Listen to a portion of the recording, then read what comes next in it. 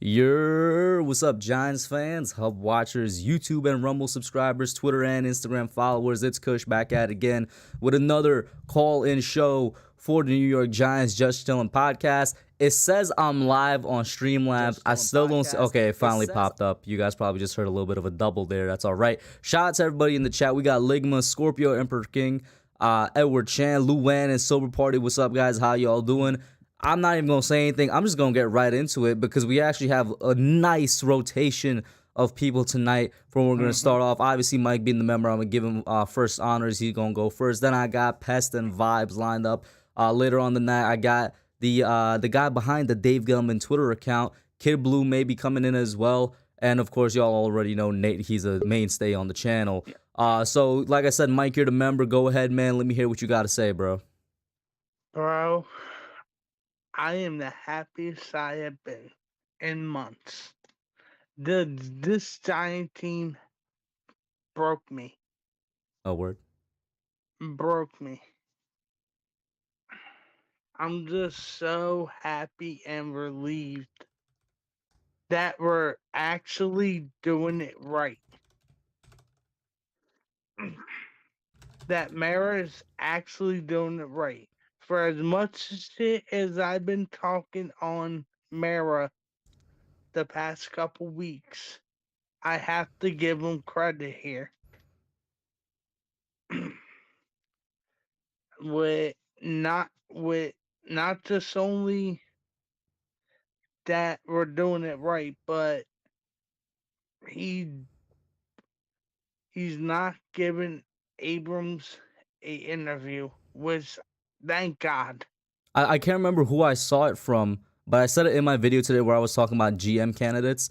I did see somewhere where it said they're not even considering Kevin Abrams for a Yeah. GM job, which I'm like, okay, yeah, that makes sense. That's good. I hope this report is true, whoever said it. And it looks like it is true because every single dude that was on the candidate list that the Giants requested an interview for is like in no way, shape, or form related to the Giants. And by the way, But like I said, I see you back there, DG. I'm going to pop you in a second, man. But go ahead, Mike.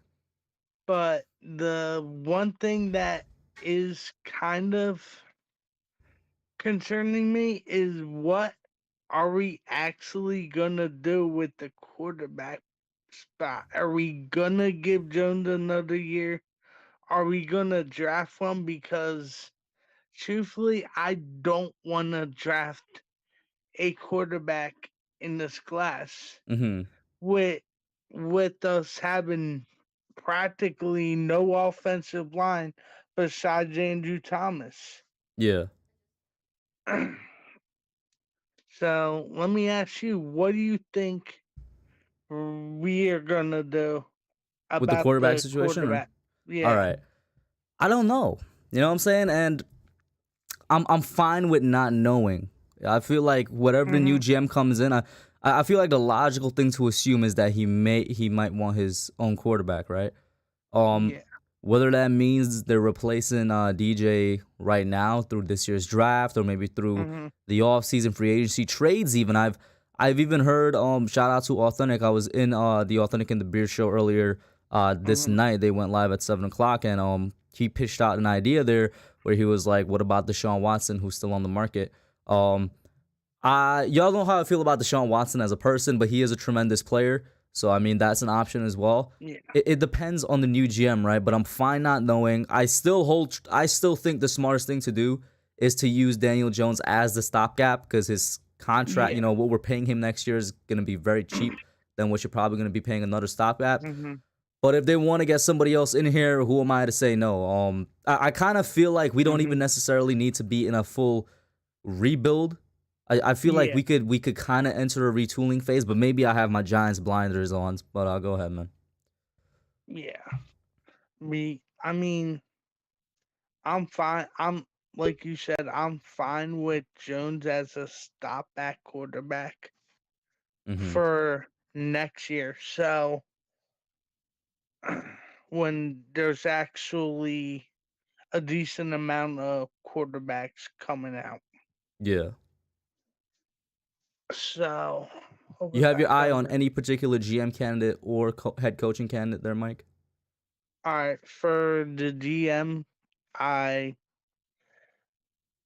got to. I like that Bills GM saying or selling whatever his name is, Mm-hmm. and I like the dude Peters from the 49ers because he literally drafted like Bosa, Kittle, Greenlaw, Warner, Ayuk, Samuel, Mm-hmm.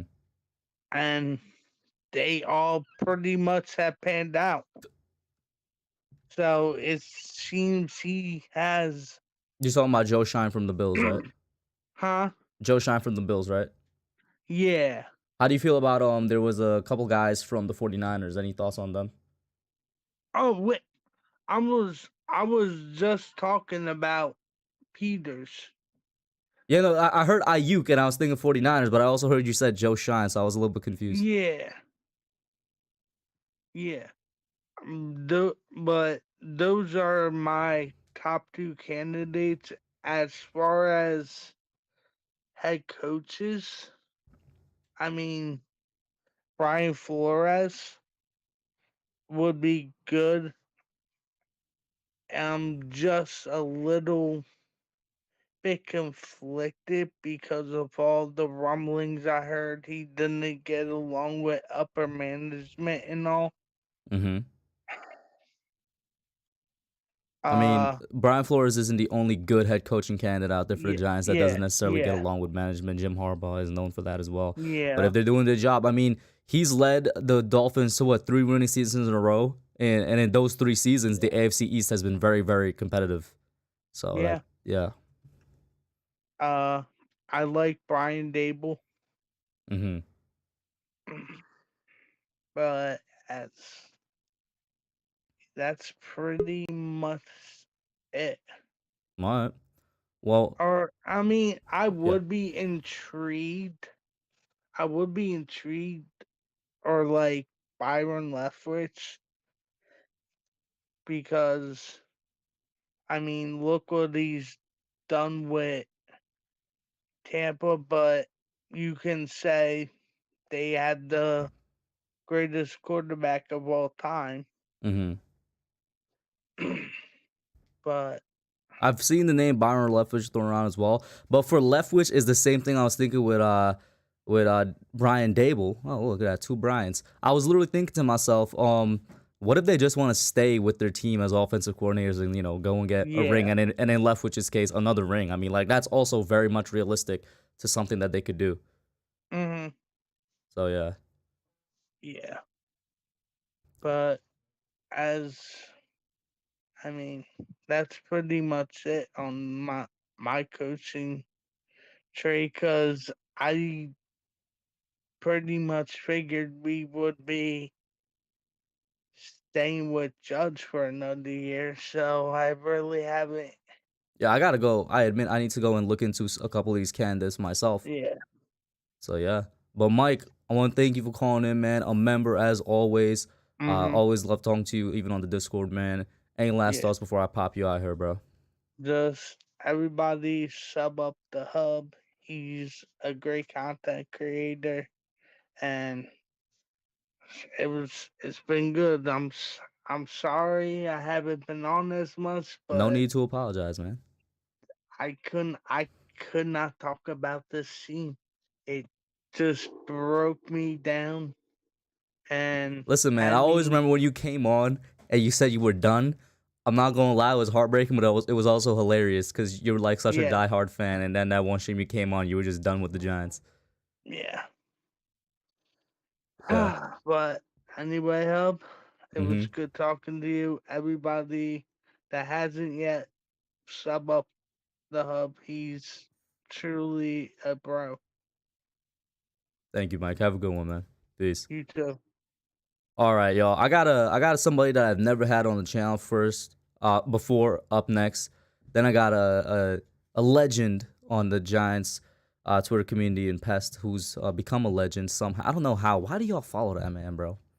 What does he post that makes y'all want to follow him? I'm a better person to follow on Twitter. Go ahead, do that. And then we got somebody we haven't seen in a while. We got KB on the lineup as well, and then Nate. So hopefully we could get through these guys in a very nice and efficient manner. But the first guy that you guys probably never seen before is the guy behind the Dave Gettleman account on Twitter, the parody account. And when I pop him on, I'm first gonna let him introduce himself, tell you guys about himself, and then the little thing he got running over on his channel. But yeah, man, what's up, bro? How you doing, Dave Gettleman? Oh Don't you man, have to find another job, bro? I do, man. I'm looking right now. I'm kind of, I'm vacationing in Greece first. As per Justin Pennick at the Giants tailgate, I, Dave Gettleman, am in Greece. So this is a Grecian curtain behind me, Yeah. and I'm sipping some Greek coffee as we speak. Okay. You're kind of, I don't know if you can see on your phone, but you're kind of cutting your head off at some points. Yeah, yeah, yeah. Yeah, but go ahead, man. Tell the people about your channel. The sound wall and stuff like that, where they Um, could find you and all that, man. Hub. Well, first off, man, it was some tall shoes to fill with Mike Nixon, man. I've been listening to him calling in your show probably since the summertime, Mm-hmm. and the kid is as diehard as they come. I'm probably older than you, Mike. Hang in there. We've had some bad times. The mid '90s for the Giants, the Kent Graham, Dave Brown era felt hopeless, but we got Dan Reeves in here. He did some magic, and then we started to turn around when we got Eli. So things are cyclical. We'll be back, Mike Nixon. Don't you leave us. Mike ain't gonna leave. Um, He was just a little bit heartbroken for a couple weeks. yeah. Me. I'm a music industry guy, but a diehard Giants fan. So I wanted to keep in touch with like everything Giants. So I saw Dave Gettleman's Twitter account. I'm sorry, I saw his press conferences. He was hilarious. I mean, literally, the guy's a walking meme. And I created the account to kind of stay in touch and just follow Giants content creators and beat writers, such as yourself, Mm-hmm. people that I watch on YouTube. So, but the account just grew, man, and I developed so many cool relationships. Well, And part of like, the reason it grew is the way you typed out the tweets. Like, how did you even do that? Like, type it out in the way that it looks like it would sound when Dave Gettleman speaks. it did. I don't know, man. I'm a clown. Like, listen, I could be serious when I have to and professional when I have to, but I just like jokes. And backtrack a little bit, the Dave Gettleman account, it's got to go somewhere. We did a show on Soundwell, which is my music company. We had on Lawrence Tynes, The Hub, Entertainer, Bobby Skinner, The Mage, Rachel. It was awesome. We had such a good time. We got great feedback. We're going to do some more stuff. Like, I don't know what it is yet. I want to do some sports and music type content, like focusing on duality of like those that are both professional musicians and professional athletes. So um, that I want to produce some content like that. But I don't know, man. I feel good like talking about the Giants. When we linked up, and just for for everybody here, I met a lot of Giants content creators for the first time at this past atrocious game Sunday, yeah. Sunday. Uh, but the best part about it was linking up with Hub in the parking lot and hanging out with him and his boys and making them Bloody Marys and then Which, by linking the up with. way, this man needs to release his recipe because that was really good. Thank you, bro. And the egg and sausage that you brought with the bagels, that was also Peppers good and as well. eggs. No, Italian peppers and eggs. Yeah, Italian peppers and eggs. Yeah. Yeah. That's an old school thing. I put my own little swag on it. But yeah, I met Hub. I met Justin Pennick. I met Snicky Snacks. I don't know if you guys know JP Paracelli. He was up from North Carolina, so we linked up. We hung out all weekend. And the Giants Twitter and YouTube community has like brought me legit friends. And I want to, just like I do in the music industry, I want to like help everybody win. You know, I'm a very creative person who's been an entrepreneur for about 16 years. So the Gettleman account like was easy. Like I knew what to do. I knew I needed a logo. I knew I needed merch. I knew I had to have a brand. So like no tweet was really ever written outside of Ghetto speak. If you look at the account, look through the 5,000 tweets, zero. Mm-hmm. Then I started editing video clips, and again, the guy's a walking meme. He's hilarious. But then again, the best part about it was connecting with people. Like, I talked to LPG. I've been seeing his ass like, on TV for like 20 years. You know what I mean? Like Lawrence Tynes and I are buddies now. Like, Yeah. just because of the Gettleman account. So where I'm going with it, because I want to talk about the current state of affairs, not me. Is I'm gonna like kind of rebrand it because my name is Don Gerard, which is DG. Mm-hmm. So I'm gonna do some stuff, man. Just some sports content, like not anything like the Hub or Talking Giants is doing, but like I don't know, some comedy mixed with music, mixed with Giants and other NFL stuff. Because NFL is all I really watch, sport Yeah. wise. So with that being said, you guys can find him obviously at Dave Gettleman or David A. David Gettleman A. on Gettleman. Twitter. I'm pretty sure Soundwell has their own Twitter account as well. But Yes, it's We Sound Well. yeah, but before we get into any more of that, I gotta ask you, man. So Judge, I don't know, it is breaking news. It's only a couple hours old, still very fresh. Joe Judge let go as head coach, and of course, a couple days ago, Dave Gettleman, quote unquote, retired. They should have fired him. How you feel about that? Um, And also, real quick, something sorry. Shout out to New York Revival in the chat, man. That's Vibes Eli right there. That's their channel and stuff. I know what's he up, does Eli? that. He does that with El Jefe, and you know you got the Get Back with Ash in there as well. But yeah, go ahead. How you feel about the firings? Um, my voice is a pretty strong, deep voice, and it's still hoarse. It's because Johnny Pericelli and I, all throughout the game, the quarter and a half we attended, did a chant reminiscent to the Tomahawk chant at Arrowhead Stadium, but to the words of Judge must go, Judge must go, Judge must go, Judge must go. And now he's gone. Yeah, And I'm going to tell you something. He fooled us all. And your boy Diggy456, his name, yeah, called it out first. He said that Joe Judge is very smart. He's learned. He's a student. He studied leadership. He studied what to say, when to say it, and he fooled us all. I've been saying he's an actor and a fraud since like week 3 or 4, and we all saw it. He got exposed the second he lost his cover. He went on that 10-minute weird rant. Oh yeah, And that was literally like that was last week or that 2 weeks was the ago. needle. That. I'm sorry. That was a nail in the coffin, bro. I feel like Like, anybody should have been able to see. I made a whole video on that where I'm like, first of all, the man's job is quote unquote safe, but then before he allows any reporters to ask him questions in the press conference, he goes on a 10-minute rant, and you go through the rant, you're listening, trying to decipher what message he's trying to give, and the only thing you hear is like he's trying to convince whoever this rant is going out to, which would be us, the fans, and to the media. He's trying to convince those people, oh, I should keep my job for X, Y, and Z reasons. And X, Y, and Z reasons were literally just believe me. I got a good relationship with the players. Just believe me. The players trust me. You can't see progress on the field, but trust me, there's progress behind doors. And it's like it's not anything quantifiable. You can't put much stock in that. Like he was literally begging to keep his job. And shout out to Diggy, by the way. He's in the chat right now. like I think they were going to give him one more shot.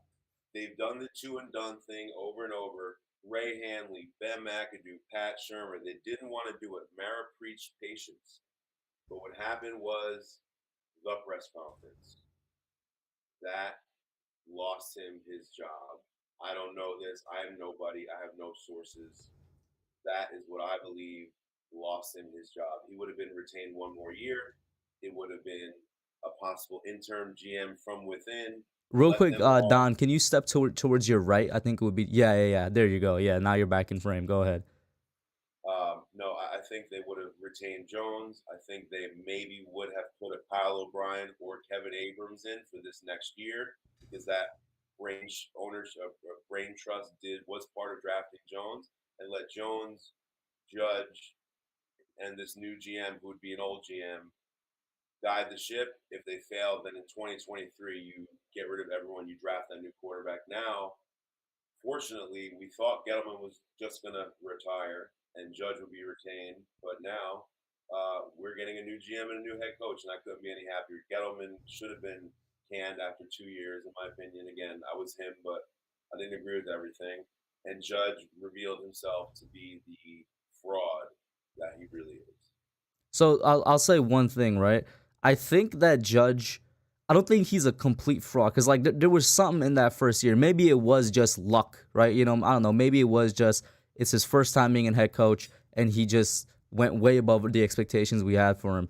But I do think that um well, and I've said this multiple times, Joe Judge should have gotten fired. Yes, I think the way the team should go is a clean slate, which is what it looks like we're doing.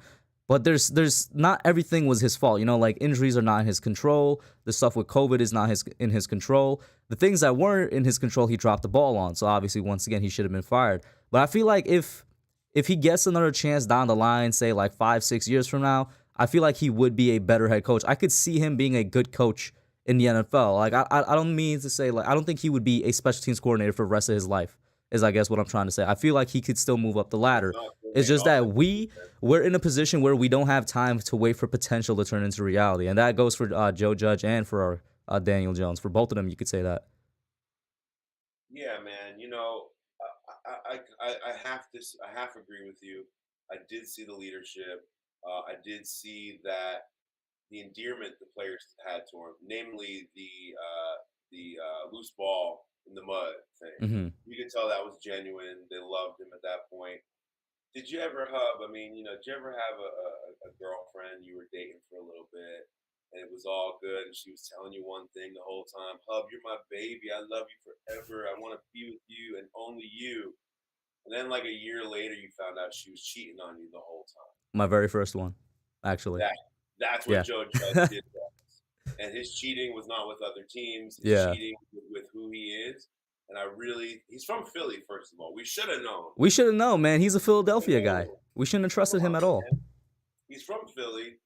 I'm a Jersey guy. I've been out in Brooklyn for 10 years. But Joe Judge cheated on us all with his alter reality. And that is this man that's educated, studied under the greats, studied under Bill Belichick, studied under Nick Saban, learned from them and mimicked them. But down his in-game management was absolutely horrendous, both this and last year. I feel who he picked for his staff, a lot of the guys were underqualified besides Patrick Graham. There were some good coaches on that staff, but no one ever took hold or responsibility for the offense. And Garrett was made the sacrificial lamb when in reality, I know we say Mara hired Jason Garrett, but if you are the head coach, you are responsible for everything. It's the CEO mentality that he came in, he preached to us. He's the CEO, he's the man in charge. Well, you couldn't get a hold of your offense, and we were the worst over the past 2 years, and that is a fireable offense. So before I pop you out here and I pop in the guy that everybody follows on Twitter for no reason, known as Pest the Analyst, uh, what's your final thoughts? You know what? I'll ask you this: who would you, if you have anybody in mind, choose to be the next GM and the next head coach? Jim Harbaugh and whoever he wants as GM. So you would hire if you go for Harbaugh, you'd make him like the decision maker of everything. I respect Jim it. Harbaugh's career record, again, I'm going to be a game or two off, is something to the extent of 45 and 15. Yeah. Okay? You don't win 45 out of 60 games in the National Football League by not being great. Mm-hmm. I used to work at the Upper Montclair Country Club in New Jersey. Every year they had an NFL PGA golf tournament. So I used to work in like the locker room and in like the kitchen area, and we'd be over there, and NFL players and golfers were all there. So I got to meet Bill Parcells, Michael Strahan, Phil Simms, Felipe Sparks, all the Giants players. Brett Favre was there, Jerry Rice was there. It was insane. One player who was still playing then, he was probably in his early 30s, that stayed late and was literally sitting there with a pen and paper talking to Chichi Rodriguez, who is a professional golfer, was Jim Harbaugh. He's Yeah. saying, how do I do this? How do I do that? He's writing meticulously. He was a player. He was a young man then. And I was like, Jim Harbaugh, he kind of sucks. Why is he here? Like, I wish it was Brett Favre. You know what I mean? But then I noticed something in him. Then when he started coaching and being successful, I'm like, I get it. He's meticulous. Yes, I'm sure he's going to rub people the wrong way. Yes, I'm sure there's going to be players that hate him. But the same thing went with Coughlin. The same thing went with Parcells. And the same thing went for Belichick and a lot of greats. So when you have someone that is as great as I think Jim Harbaugh has been in the NFL and can still be, you've got to jump at that shot. And that's why I believe we did fire Judge, because there has to be someone in mind that they think is great to take this job. because they went with the unproven Ben McAdoo. They went with the unproven Sherman. He coached only 2 years, and they went with a very unproven Joe Judge. So 0 for 3 on unproven head coaches. An established head coach is coming to the New York Giants. Book it. I don't give a who the GM is, as long as that head coach has the greatness. Because people remember Bill Parcells more than they do George Young. No offense to George Young. And people definitely remember Tom Coughlin more than they do Jerry Reese. All right, man. I like it. I definitely like the idea of Harbaugh as well, Don, and definitely have a go on, man. Thank you so much for spending some time and calling in, bro. Me, man. I'm a rookie at this, so you invite me on, I'm all giddy, bro. All No right? problem, bro. Have a good one. Man. Next up, we got my co-hosts on Twitter. Pest popped in back for a second, and then he left again. I guess he's scared. But, oh my God, somebody just dropped out. We got Vibes here. And Vibes, what's up, man? How you doing, bro? Your mic is muted, by the way. Thank you, man. I appreciate that. See, I didn't even know the spaces again. It's a good day, man. It's a good day. I mean, all Giants fans should rejoice, right? I mean, at the end of the day, we thought he was leaving. We thought he was staying. But Joe Judge is gone. New chapter, new GM, new everything that's coming into here. Guys, look at, I mean, you can say Vibes, I'm Judge. sorry. I don't mean to interrupt you because Pest is finally back, so I'm going to just pop him. That's what I'm waiting for. What up, as well. Before I do that, let me give a shout out to people in the chat. I see you guys there. Phil, what's up? I see you call my name. I'm definitely like, if there's any interesting question, I'm gonna bring it up to the guys on the panel tonight. But you know, it's not like it's a Q&A stream where I'm gonna be paying like super attention to it. But there's Pest. He's finally there. Pest, what you doing, man? What up, man? I mean, listen. You know, I was getting myself a nice ice cold beverage, so we can have a little toast. You know what I mean? Listen, man, I should have set up the whole tripod thing here. I should have set my whole camera up. Forgive me. To the ghost of Dave Gettleman and Joe Judge, may you rest in peace and never return. Cheers. I thought Pest was a man that didn't wish for people's jobs, man. Listen, I did not wish for anyone to get fired. Okay, let's make that clear. I didn't wish for a single person to get fired, but you know me, I will defend you until I can't, and when I can no longer defend you, that's that. So, Gettleman gone, Judge is gone. I can't defend either one of them because they're both jackasses. It is what it is. That's where we are now. Think about it, man. These guys get paid millions of dollars, right? He got another 3 more years of his contract of money coming in guarantee at this point. So, I mean, again, if we get fired at normal common folk, then yeah, that's kind of a heartache. But guys, they're laughing straight to the bank at this point. Not to say that they're well off or try to sound harsh or anything, but guys, it's a high risk, high reward type of business. I mean, again, what we're gonna do? You know, the guy didn't bring in results. The guy didn't do his job. He has to go. He has to go. And listen, being 6-10, it was an anomaly. I heard you guys talking earlier, talking about, hey, maybe he got lucky. The record's still what the record was. It was 6-10. Mm-hmm. Yes, the only thing that made it seem great is that the team showed fight. It showed competitiveness. They only lost by a few margin of points by the teams that was actually elite and better than them. So we go, okay, there's promise there. But it crapped the bed this year. He had to go. I'm sorry. This had to happen. We can't feel sad. Just feel happy that we can have an optimistic future and that hopefully the New York Giants can go back to winning football. Yeah. Like, absolutely. I mean, like, listen, I'm not sitting here celebrating the downfall of these two, right? I don't want it to seem like that, right? Yeah. Because both of these men have you know, families, wife, children. You know, Gettleman's got grandchildren. Like, I'm not celebrating their downfall, right? So I don't want anybody to ever think that, because I want everybody to eat good. I want everybody to live good. But if you're not good at your job, then it's time to find another job. You know what I'm saying? Like, that's the nature of the business. But I go to work every single day, okay? And when I'm not good at, if I'm not doing my job, if I'm not good at my job, if I promised that I was going to bring something to the table in my interview that got you to hire me in the first place and I don't do it, then maybe I need to find other employment. Like, that's the way the world works. You know what I'm saying? So, like, it is what it is. It's unfortunate for them, but it's better days for the Giants. Hopefully, knock on some wood, better days for the Giants and better days for us as fans, especially a dumbass like me, you know what I'm saying, who's putting his down payment on his PSLs and is going to have season tickets next year. Like, thank God, because I was starting to feel real stupid. I was starting to feel Listen, real I was stupid. thinking about doing that myself next year, and but I might join you. I don't know. We'll see. We'll see. Because when it gets cold, you're not gonna see me there. I promise you that. And I I'm gonna gotta get ask. some freaking season tickets. I gotta ask y'all this before I ask y'all anything else, man. Is Daniel Jones quaking in his boots right now? He better be. Hell yeah. He Hell better yeah. be.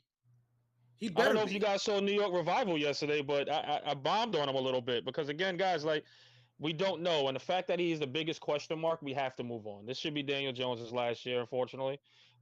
Great kid. I hope he balls somewhere else, but right now we have to rebuild this roster, and he's not part of it. I don't see Saquon part of it. They have to rebuild this offensive line, get another running back after the year's end of this season, and just rebuild, man. Like the New York Giants have to rebuild, and I'm okay with it. And Daniel Jones just isn't the guy at this present time. Yeah. Mm-hmm. Yeah. I mean, like you know, Bill Parcells used to always say you got to take a look at the man in the mirror. You know what I'm saying? Like, listen, Daniel Jones ain't been delivering. You know, when this entire roster hasn't been delivering. I'm sorry, Pest. No, they haven't. And you know, we was in Will's Twitter space earlier, right? And they was asking about, you know, how safe are some of these players, and it's like, yo, nobody is safe. Nobody is safe, and they shouldn't be, right? They shouldn't be. I hope y'all not attached to these players. I've been telling y'all for like 3 years, don't be married to a player, okay? Because they can be gone tomorrow, and everybody that's on this roster right now can be gone tomorrow. Don't fall in love with nobody, because no one's safe. Saquon could be gone. DJ could be gone. Big Cat could be gone. Probably not, but maybe Bradbury could be gone. Blake Martinez could be I'm not gonna lie. Peppers could be gone. There are 3 players that I am kind of attached to. You know, Aziz. You know, as a rookie, got us 9 sacks as a rookie. Xavier came on. Xavier came on in his second year, and then Thomas. Y'all know I've been like a huge Andrew Thomas fan since before we drafted him. So there are 3 players I am kind of attached to. I'm not gonna lie.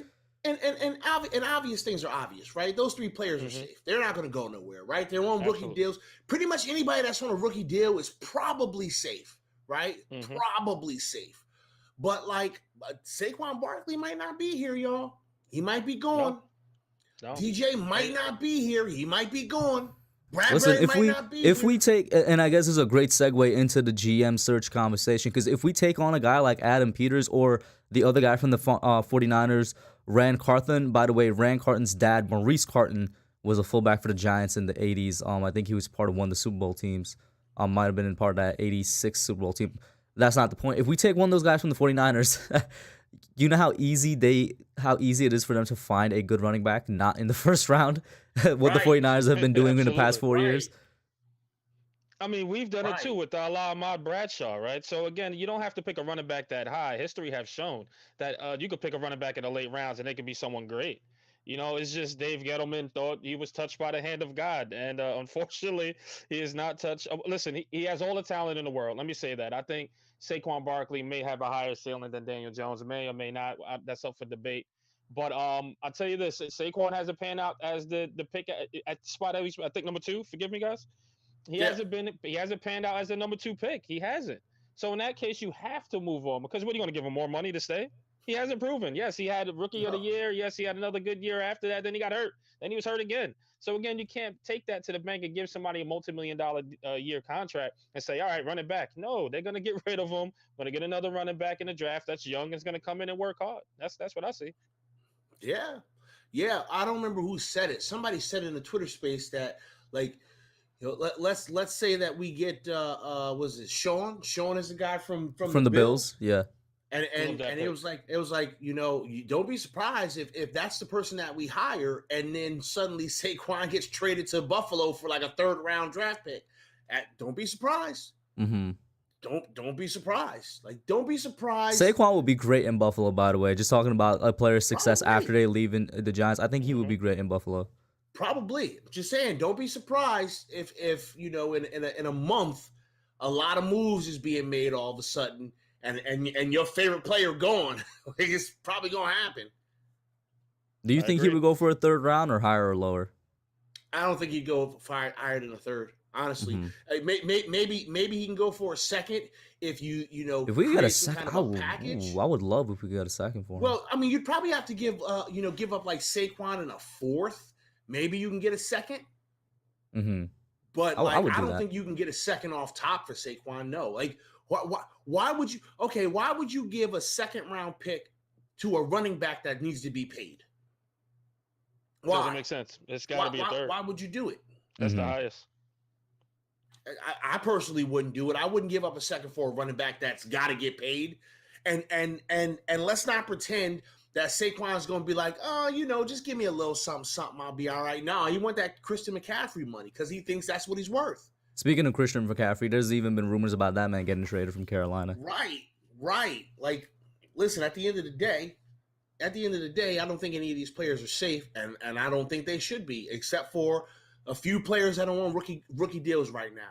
Like aside from that, I don't think anybody's safe. So Pest listed Joe Shine, however you pronounce his name. Vibes. Anybody you got your eye on for the GM search, or are you also with the Joe? I'm actually also with Pest as well, man. The gentleman from Buffalo. Why not? That shows great success. I mean, again, listen, all options are open at this point. I just don't want no one from New England, and I don't want no one inside the organization. And that's the thing. as Looking at long the as you- list, it's like the exact opposite of that. It's such a refresher because you compare Yes. it to the list that we had when we hired Gettleman. It was my Mark God. Ross, Dave Gettleman, Louis Riddick, and Kevin Abrams. All of those guys had connection to the Giants. And you look at this list, you got Ryan Poles from the Chiefs. You got, obviously, Joe Schoen from the Bills. You got 2 guys from the Titans. You have 2 guys from the 49ers. And you got a guy from Arizona that's a former player. All franchises that in the past 4 years have done some sort of turnaround or are very successful. Yep. 100%. And don't forget they're probably in the analytics, right? This is something the Giant lacks in as far as it being, an analytical team. So of course they're probably into that. They're more current, they're more new, and like you said, they turned their roster around pretty well and it's so success. So you have to go outside the norm here. The Giants has been keeping it in house for I don't know how many years they've been losing, right? So you have to go against the norm. It's time. John Mara finally realizes that as he's going through his now 3rd head coach within the 3-year, 4-year, forgive me, 6-year time span? Yeah. Forgive me, guys. I'm terrible with the math right now. I would But, say it's 6 again, years, I think, yeah. 5 or 6. Is Yeah. it 6 years, right? With 3rd head coach, Yep, 6 6 years. So years. again, guys, like you have to go outside the norm. That whatever you have right in this present stage, it's broken. So John Mara really has no choice but to go outside the organization and be against against the norm that he always has. So it's time, man. It's a revolution. I think the fans spoke enough. And Tish, I believe a report was, somebody correct me if I'm wrong or if they saw it, is that now they're looking at medical. They're looking at the scouting department. They're looking at everything from top to Thank bottom, you. soup to Thank you. nuts. Wait, Vibes. You They got to are link that to clearing me. out. You got to link that to me. Yes. Because you know I I've been got you. asking So for that for Steve so Tisch, long. I've of been asking for that course. for so long, man. Everything. So Steve Tisch is committed to overhauling the entire organization. Just not Mara. Steve Tisch is also saying something and being vocal about it. So as soon as I find that, I got you for sure. But I definitely saw that. And I was Because like, if man, that's it's the about case, time. bro, that's legitimately like a legit clean slate. And my confidence in what this team can be in the next 3 years shoots from like here to all the way up. Because I really do think we have trash in the medical and scouting department, in my opinion, man. Okay, so this is the email that the Giants send season ticket holders, right? This is in my inbox, and they specifically say they specifically say, let me find it, that we're looking for a person who demonstrates exceptional leadership and communication abilities, somebody who will oversee all aspect of our football operations, including player personnel, college scouting, and coaching. They want the general manager to come in and take over everything. At top to bottom, general manager is in charge of everything, and that never happens because we always have a Mara involved. None of the Maras are involved right now. It's nothing. It's nothing but, hey, GM, come here, change everything. Eli makes a very good point about the analytics. So if anybody has not gone and looked at Justin Pinnock's breakdown of Sean from the Bills. So when he was in Miami, he brought a PhD in analytics. Like he had a doctor, a PhD, a gentleman with a PhD in analytics on the staff. When he left Miami and went to Buffalo, he took that guy with him. He had a doctorate on his staff who did nothing but analytics. That was it. You think there's a chance he brings that guy to us? I mean, possibly. Strong possibility. Strong possibility. I mean, he followed him from Miami to Buffalo. If he is the pick, and everybody is saying that he's like the top candidate right now, if he's the pick, there is a very good chance that gentleman will come with him. Mm-hmm. Well, real quick, shout out to Bobby Woodruff for being a member once again. Bobby, I'm going to go through the line, and I'll definitely try and get you on, my man. The Maj in here as well, or the Mage. I keep forgetting how to pronounce it. My bad, bro. But my two co-hosts, y'all ready to co-host the rest of this thing with me, or y'all got something to do, bro? I'll be here for a minute. Bet. Actually, what I'm gonna do is I got 5 more extra minutes. We'll say that. I bet. So you know what? I was gonna say I got about 20. Oh, yeah, that's good. That's good. Whenever you gotta bounce, you bounce. But we'll co-host it for a minute. Shout out to Thrill Collins for the $9.99 super chat. He says, just showing support. Thanks for having me on, kid. You're not Dave Gettleman, Thrill Collins. All right, don't be calling me kid now. But let me pop on the next person with my two co-hosts here. Is going to be KB. This guy has been dead for a long time. What up, man? Yo. BBS is in the house. Is that Kid Blue? Is that your co-host, man, of the Young Guns? Is that Yeah. What's going on, the man? world famous Kid Blue? What's going on, man? What's up with you, man? What's up with you? Y'all saw how small this man was in person, bro? Hey, so I'm just gonna go ahead and put this out there. So the Korean pulls me to the side. She's like, "Is that Kid Blue?" And I was like, "Yeah, that's Kid Blue." And she was like, "He's so tiny." I don't know if you saw my stream last night, KB. I don't know if you saw my stream last night, but when I was telling him I met you and I was like, yo, I gave him the bro hug. I was like, part of me wants to just lift him up, bro. But I was like, I'm not gonna do that. That's disrespectful. Dude, I hugged Justin Pennick, and it was almost like I hugged my father. Like Jesus. I went for a handshake. Yeah, I went for a handshake for Justin because I'm like, I don't know how it's gonna be awkward, man. He's like, I don't do handshakes. Come over here. I was like, oh, whoa, man. It just got, I don't know, man. I just got like swallowed. You just got, you got bear hugged. You got bear hugged. He pulled you into his. My arms around, dude. I couldn't even get my arms around. He pulled BBS into his bosom, right? As BBS was making his way, he was like, no. That's soft. Yeah. Fucking nuzzled up in that shit. Oh man, I'll tell you what though, man. Last weekend was a lot of fun. Although I left early because my girlfriend she couldn't handle the cold, and she just wanted. What quarter did you guys leave in? Because I did leave in the fourth. I didn't wait until the end of the game. We left in the beginning of the third because I was like, okay, let's tough it out through halftime, and if they don't. At least they don't even need to score on the first drive. If they just need to get in field goal range, and if they go for it on fourth and not make it, I'll probably stay a little longer, right?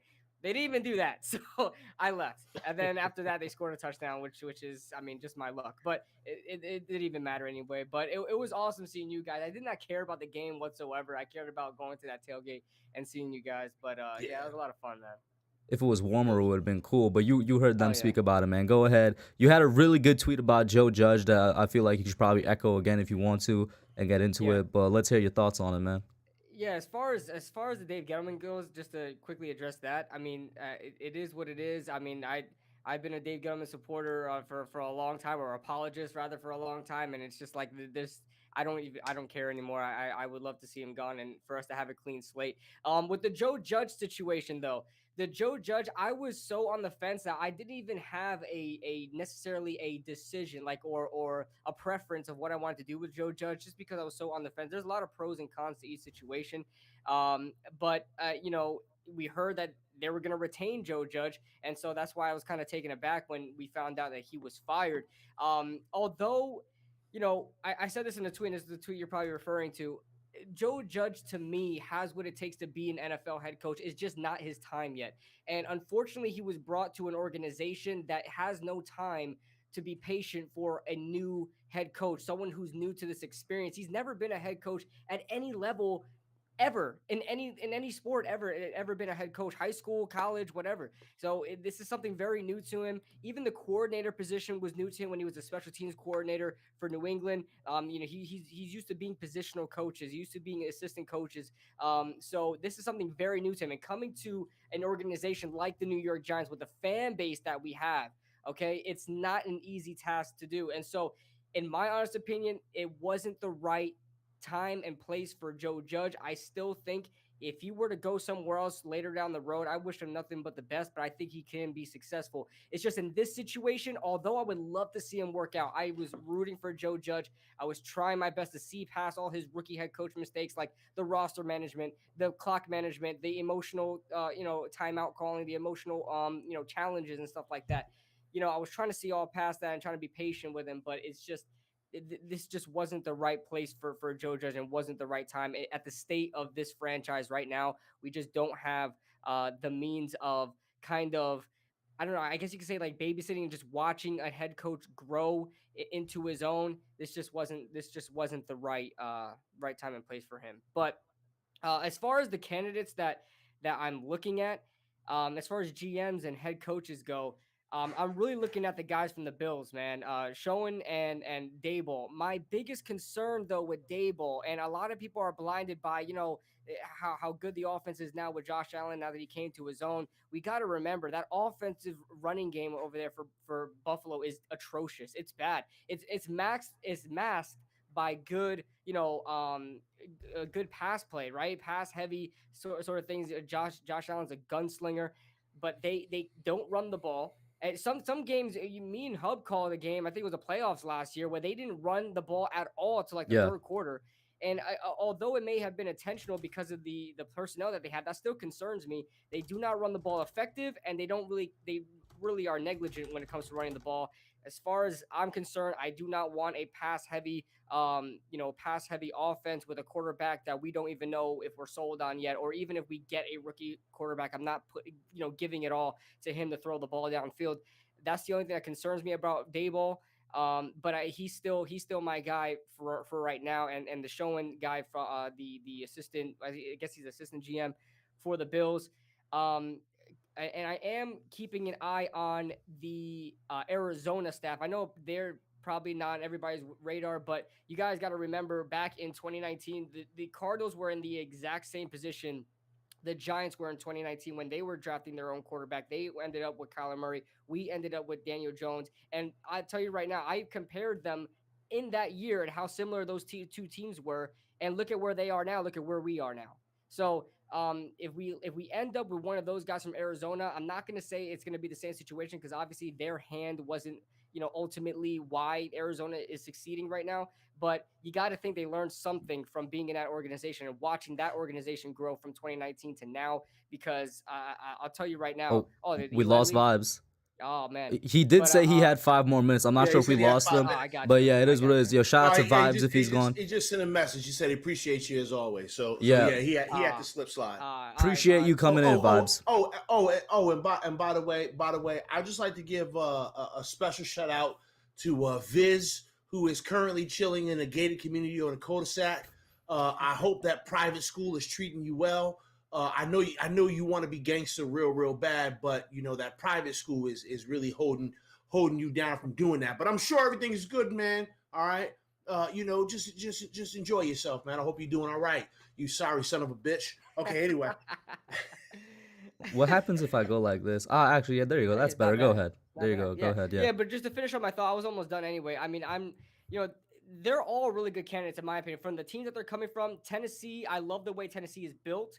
I don't know how Tennessee is just not consistent to me, but that is neither here or there. That's just me being picky. But Tennessee's nice, Buffalo's nice, San Francisco's nice. San Francisco has a really good roster. They draft really well over there, so that may be a good thing.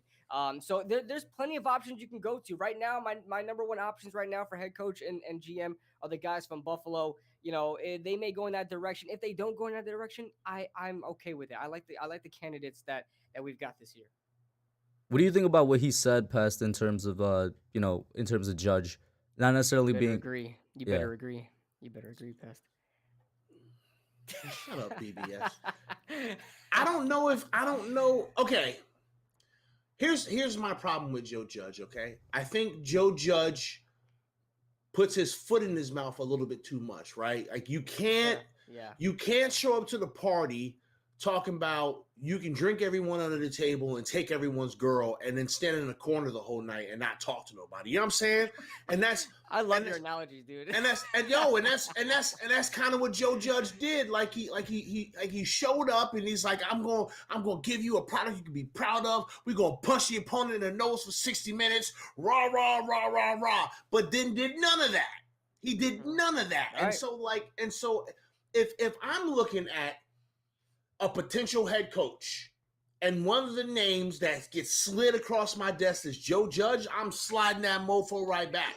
Like I don't want this dude because all I see is a guy that's full of shit. Like that's all I see is a guy. You talk well, but you don't do anything, bro. Like, and I said that.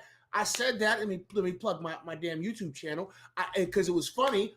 I was literally in the process of editing up my Joe Judge video. I had dropped my Dave Gettleman video, and I had literally just finished the edit and was getting ready to push that bad boy up on YouTube when all of a sudden the news came out that he had gotten fired. And I had just said in that video, like, you know, you have let us know that you're all talk. You have let us know that nothing that you say we can really believe. The only thing that you did was look tough on the sidelines and talk tough in front of a camera. But your team came out and they looked soft. They looked unprepared. Sometimes they look scared. So, like, I can't look at Joe Judge's body of work right now and say, I think he'll be a good coach one day. I don't think so. Maybe in college. Maybe his style will translate better to a college program where the kids aren't getting paid and Joe Judge is the adult in the room. Maybe it'll work there, but I don't think it's going to work in the NFL.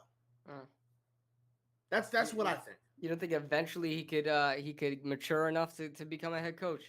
I think Joe Judge killed any chance of him being a head coach in the NFL ever again. I really do. And here's the sad thing. Maybe 3 or 4 weeks ago, I wouldn't have said that. 3 or 4 weeks ago, I'd have been like, yeah, I think I'll get another opportunity somewhere down the line. But after you go in front of the camera, you talk smack about an organization, you talk smack about players in that organization, you basically admit to tampering, right? Illegal tampering. You basically admit to that. Yeah, talking to the players.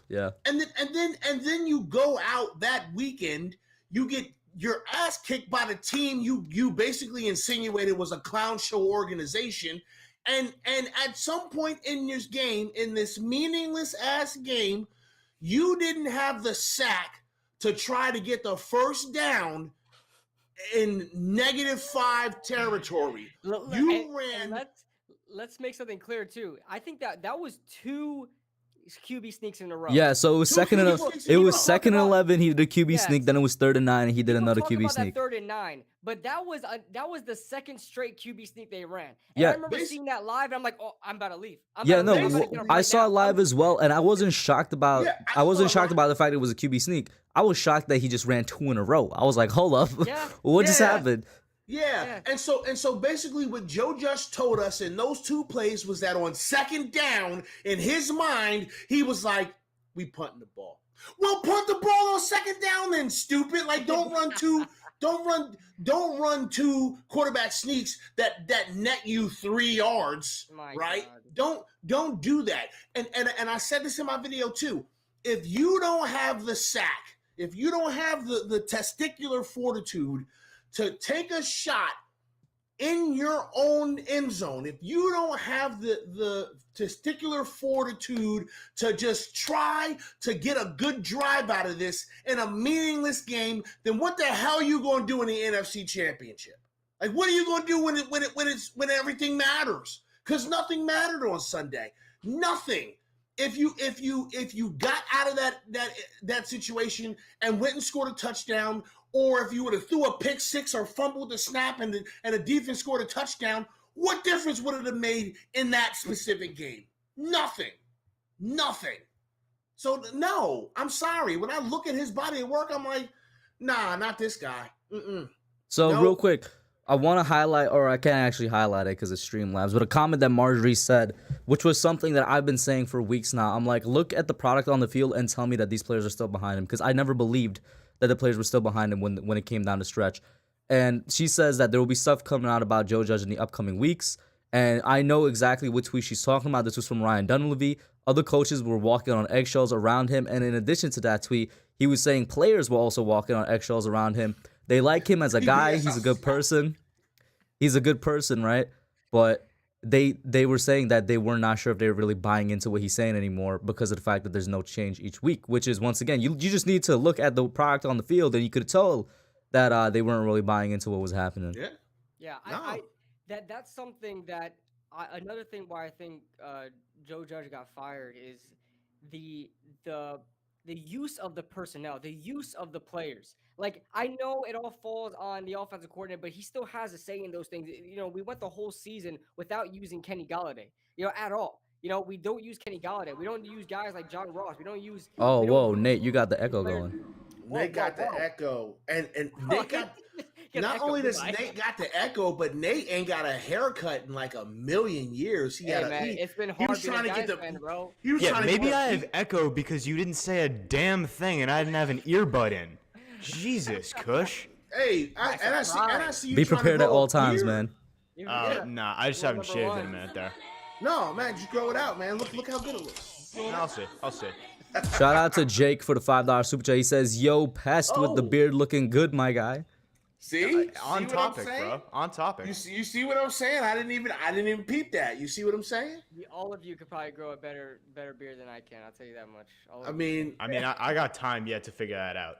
Yeah, Nate, you're like what, 16, 17? 17. this is already, you're already on a better track than I am, man. this is only 2 months in, by the way. Just so you guys know, this is 2 months worth. Pest, Yeah. you're 2 months worth of literally a growth. million years old, bro. You should know how to grow a beard Yeah, by I this mean, point. I don't know if I would be talking like that with that much gray there in the front, bro. Okay, first of all, Oh, they all come after you, Pest. Wait, hold on, no, hold on a second, because I'm not gonna let all y'all come after me about the gray in my beard. I found out a very fun fact about my family. Okay, this gray patch of beard is hereditary, and every male in my family has it. So I'm proud to rock this gray patch on my chin. I thought maybe it was because I was getting old and I was stressed out, but no. I saw my aunt and she was like, the family genes are strong because every single male in your family has got that gray patch.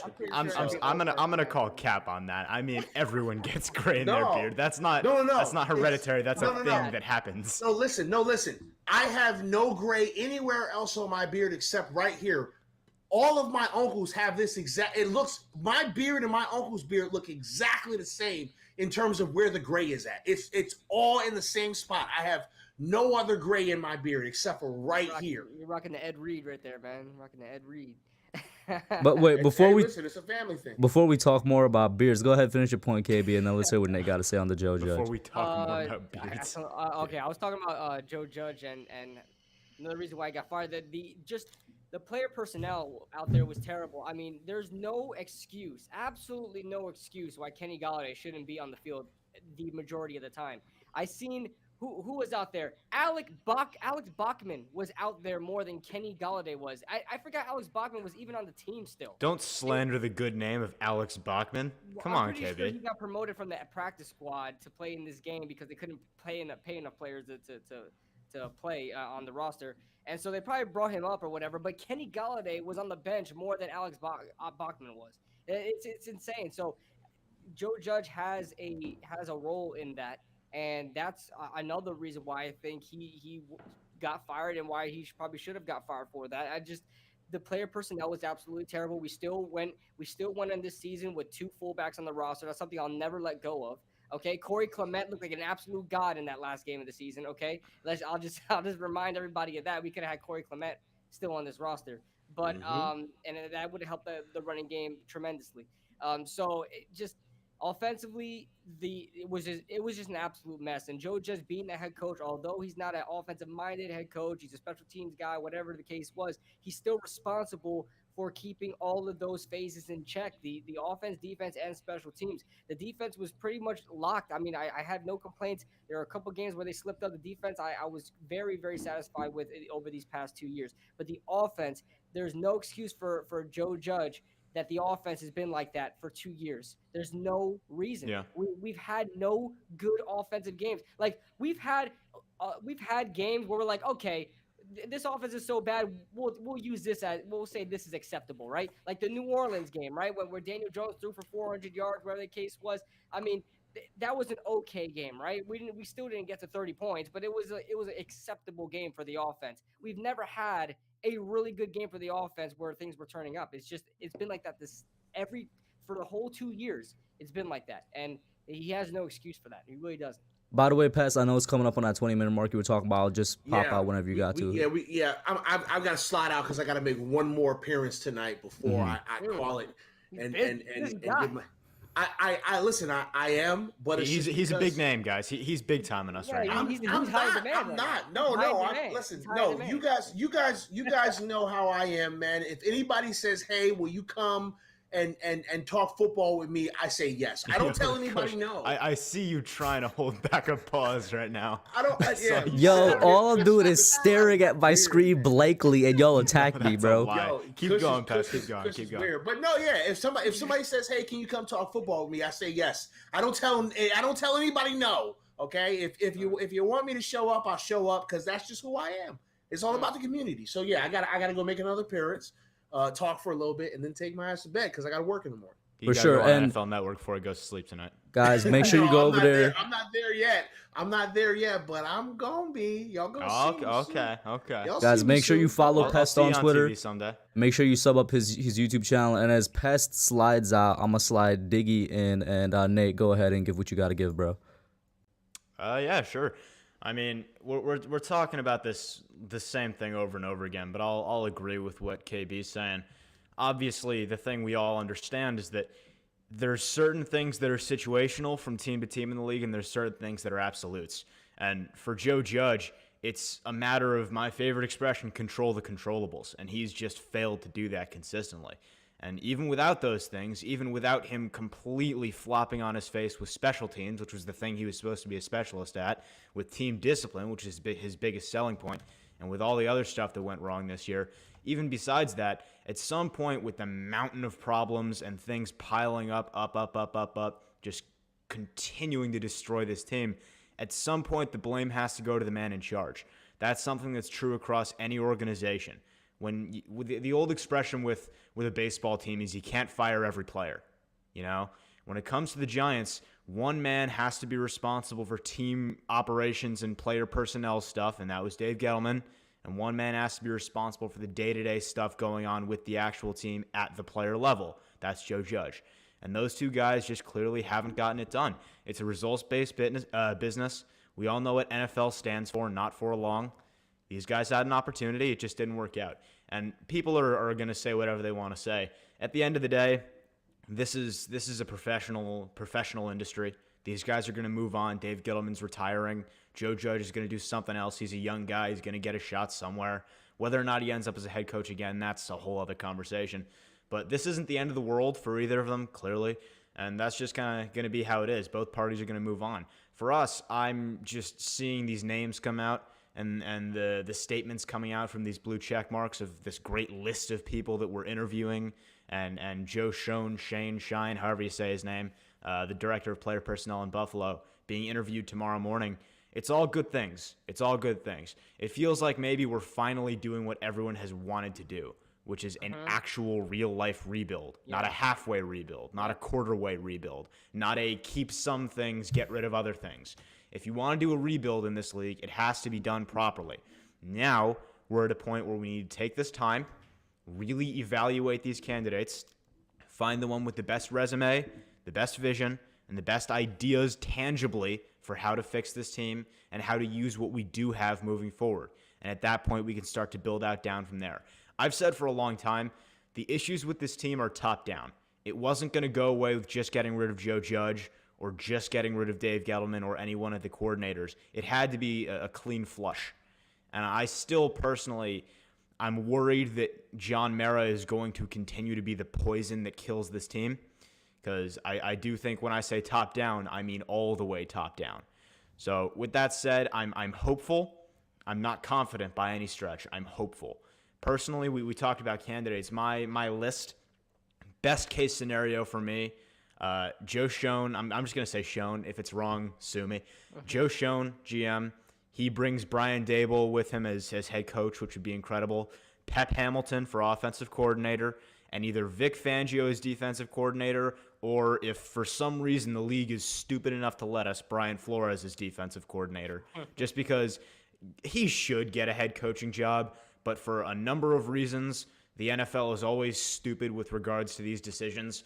If he isn't a head coach, even if we just get him for 1 year, I'd love to have him as defensive coordinator. If not, Vic Fangio would be great. There's a lot of other good names circulating around. So those are my short list there.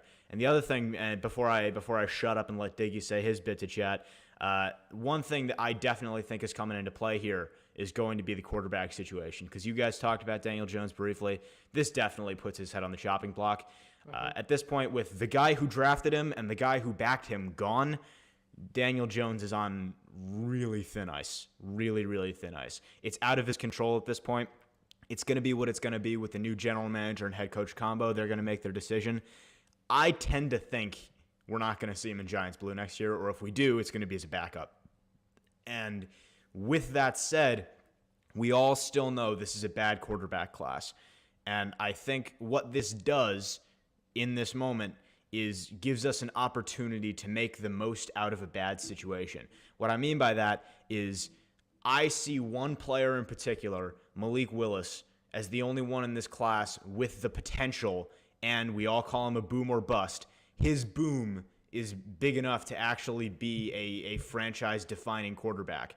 And this gives us an opportunity to draft him with a coaching staff that won't completely ruin him. Because the reason I didn't want him was because with Joe Judge and Jason Garrett being our offense, we know what's going to happen there.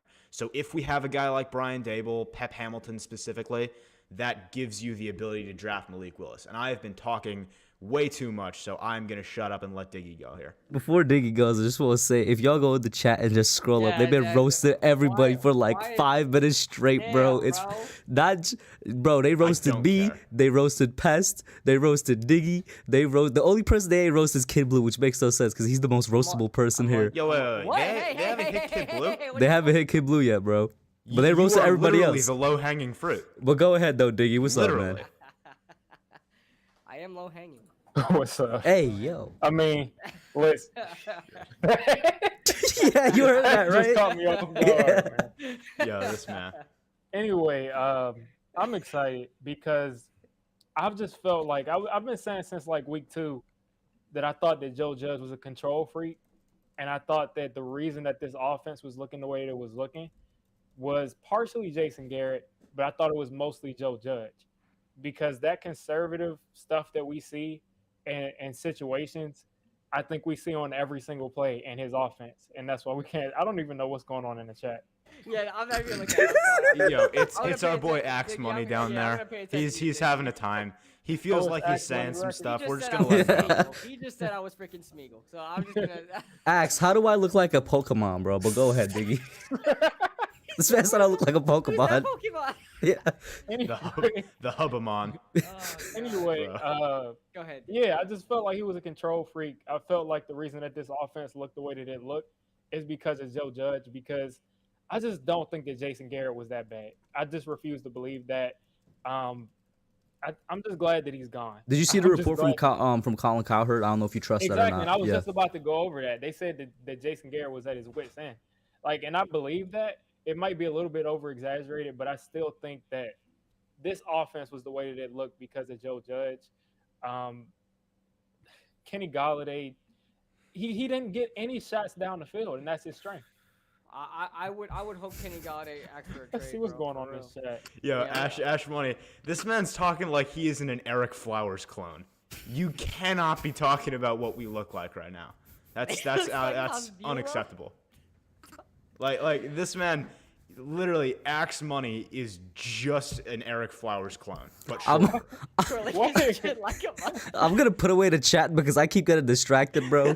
I'm gonna put away the chat for it's now. easy to be distracted. We got 5'9" Eric Flowers in chat here, bro. I already put it away, but Diggy, damn, can you let's say please Eric restate Flowers. like the last 2 sentences you said? I apologize, bro. Please I think do. I think I was just saying I'm glad that he's gone because he pretty much, I think that everything that we saw on the field as far as offensively is because of Joe Judge. I feel like that's why we're this historically bad. Kenny Golladay again. How do you not take 2 or 3 shots a game down the field with this guy? Right. How do you not do that? How do you not use him in the He was contested catching situations? everything, too. Like Even the in that offensive rush. line is bad, but it takes about 2.5 seconds. And you Diggy, can't not tell me that they're going a ton of not only times. not only Kenny Golladay. Do you remember John Ross, who we signed Do I remember on a John prove a Ross deal, playing well. and he proved And himself John in Ross my was opinion? like, he was getting open on regular routes. John Exactly. Ross If he was doing wanted that, it. exactly. If he was doing that on comeback routes and end routes, then imagine if he has that threat of actually running regular routes. Yeah. If we would have put him on streaks more than once every 3 weeks. Yeah. And it was like ridiculous to watch. And I'm just glad that he's gone. And the thing is with Dable, I don't care if we run the ball 1 time a game. I know we're going to score more than 10 points a game. I know Yeah, we'll score more. exactly. I know we'll score at I mean, least 20 a game eventually. I mean, that His should offense be has been top with 5 every everybody. year he's been there. Yeah. Like I just know that nothing can be as bad as what we just had to watch for the last 2 years on offense. That's why at this point, whoever comes in is just gonna be an upgrade. And I'm completely fine with it. And about us trading Saquon, I'm completely fine with trading Saquon Yeah. as long as it's You're not not a getting a repeat third of for what him, though. happened. I don't care what we get for him, to be honest. Me neither. I just Yeah, As want, long I as just it's I'm want, not a repeat of the Odell situation, Yeah. to where we're trading away one of our best players and we're saying that we're trying to win still, which didn't make any sense. Mhm. Don't trade away Saquon and say we're trading away Saquon, but we're just retooling and we're gonna like that doesn't make sense. Yeah. This needs to be a complete tear down, which is getting rid of Absolutely. the head coach, getting rid of the general manager. The new general manager is hopefully going to bring in all new scouts, Which and then at that point, once again, I think it was Vibes that said that earlier. I'm gonna need somebody to send me articles because I feel like that's way more important than people are letting on. yeah, Sure. get rid of the scouts, and then at that point, look at the positions that you value and the head coach values and the GM values, and start to build a roster because we have not built a roster from like we haven't done that since like 06 or 05 or even before that because we kind of had a decent line, but we really haven't looked.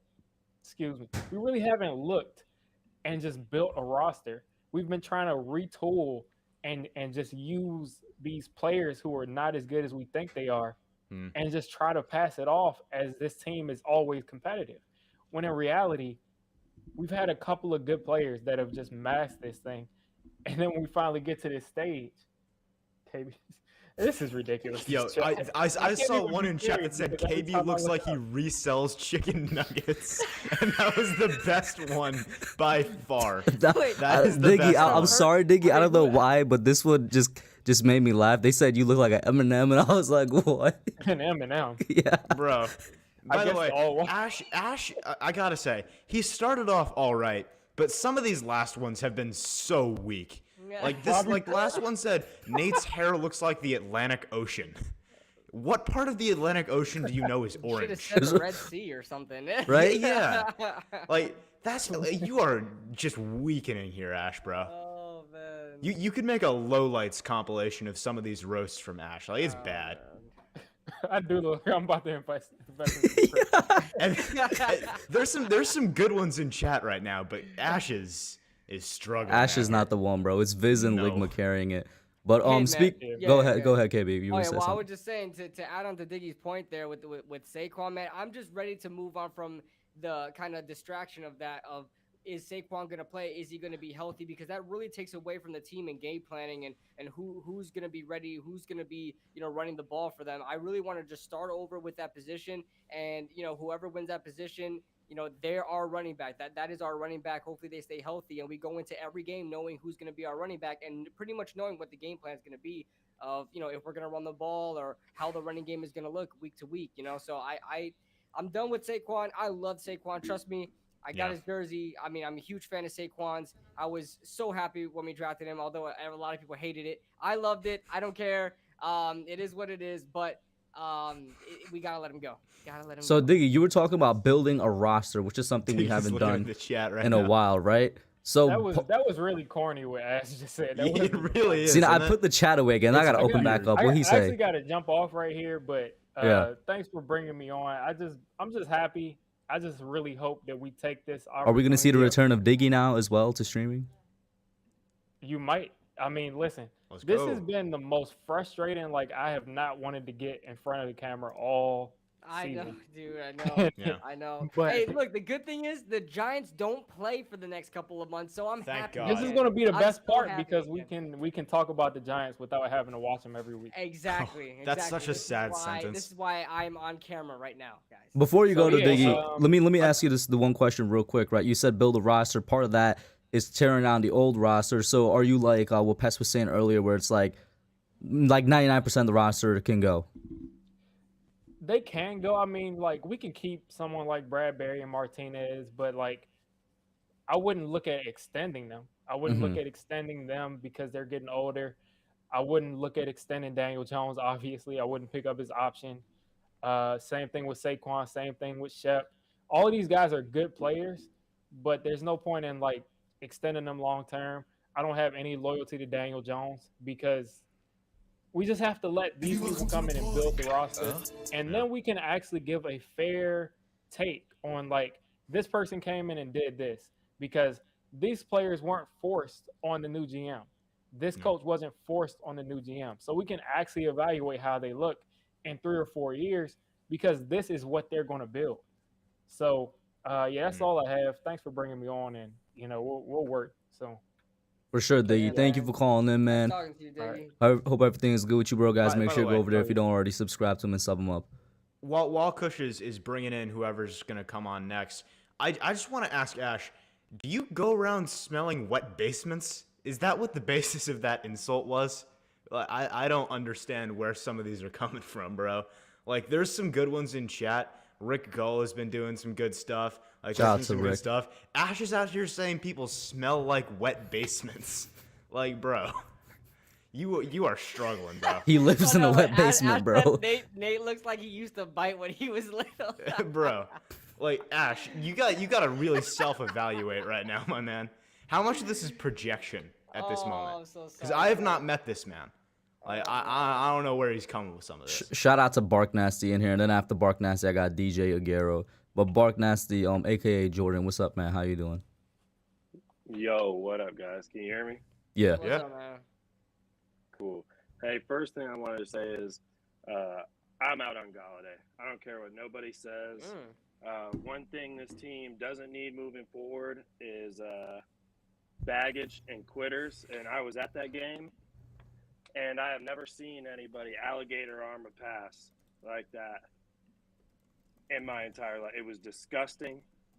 And then he jogged off the field, got booed off the field. I'm sick of him. He's always hurt. He comes out on third down constantly. I don't care if people want to try and blame that on coaching. I'm good with him. Obviously, the GM won't do that. But as a fan, I'd be happy with cutting his ass or trading him and taking the dead cap hit. We don't need guys like that moving forward. And Is there any way he could receivers, redeem yeah. himself? Like, let's say next year under No. the new regime, Nah. he No. goes out there and Because has he's a a talented 1,300. But what if he goes out there and has a 1,200-yard season next year? I mean, he's a talented player. He's capable of doing that. It's just for me as a fan of this team, and we're sitting out there in 20 degrees watching this garbage, and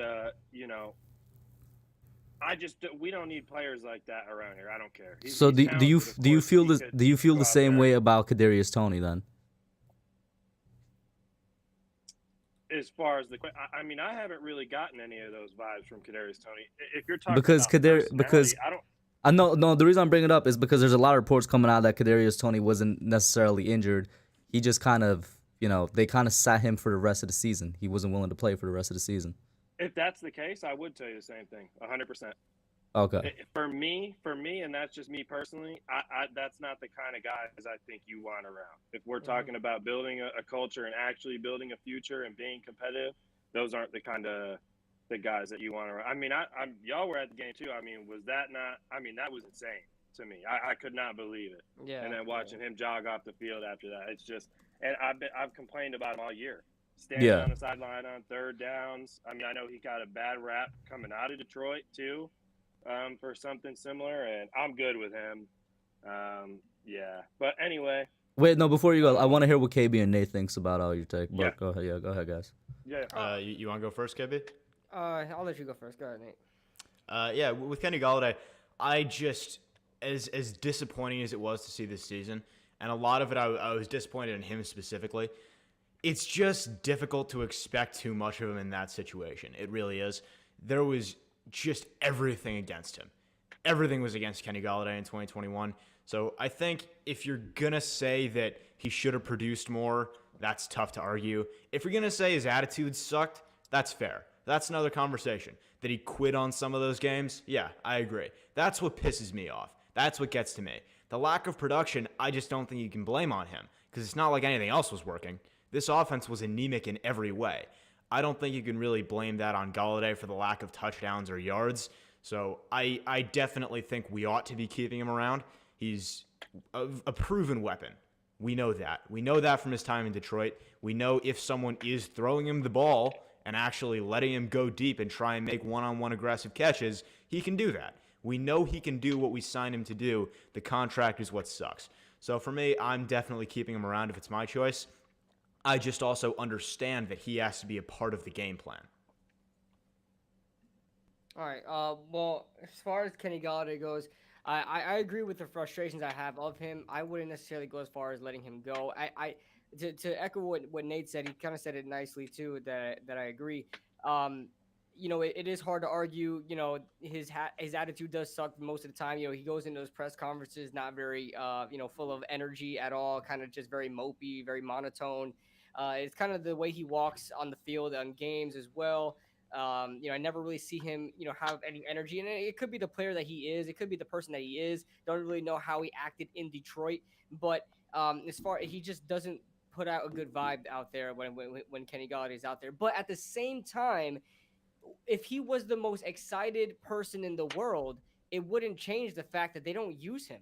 They just don't use Kenny Golladay. If he was the most upbeat guy on the team, just a leader of men, I mean, does that change really anything of him being used? I mean, he's constantly, but like I was there in the front, like in that game in the front, watching players being subbed in and subbed out. Kenny Golladay thought he was subbed in, and then they subbed him back out, and they put Alex Bachman in.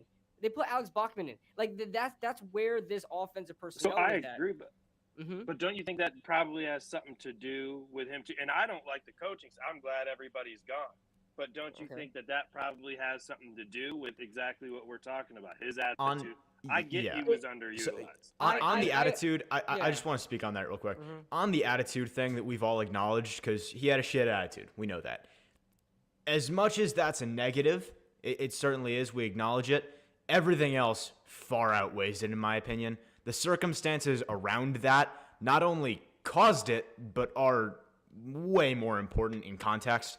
I think if you're going to talk about whether or not a guy's going to stick around, having a bad attitude when you're not being thrown the ball, put on the field, treated like a wide receiver one, or even an acknowledged part of the offense, it's understandable that you're having a bad attitude. It's not good.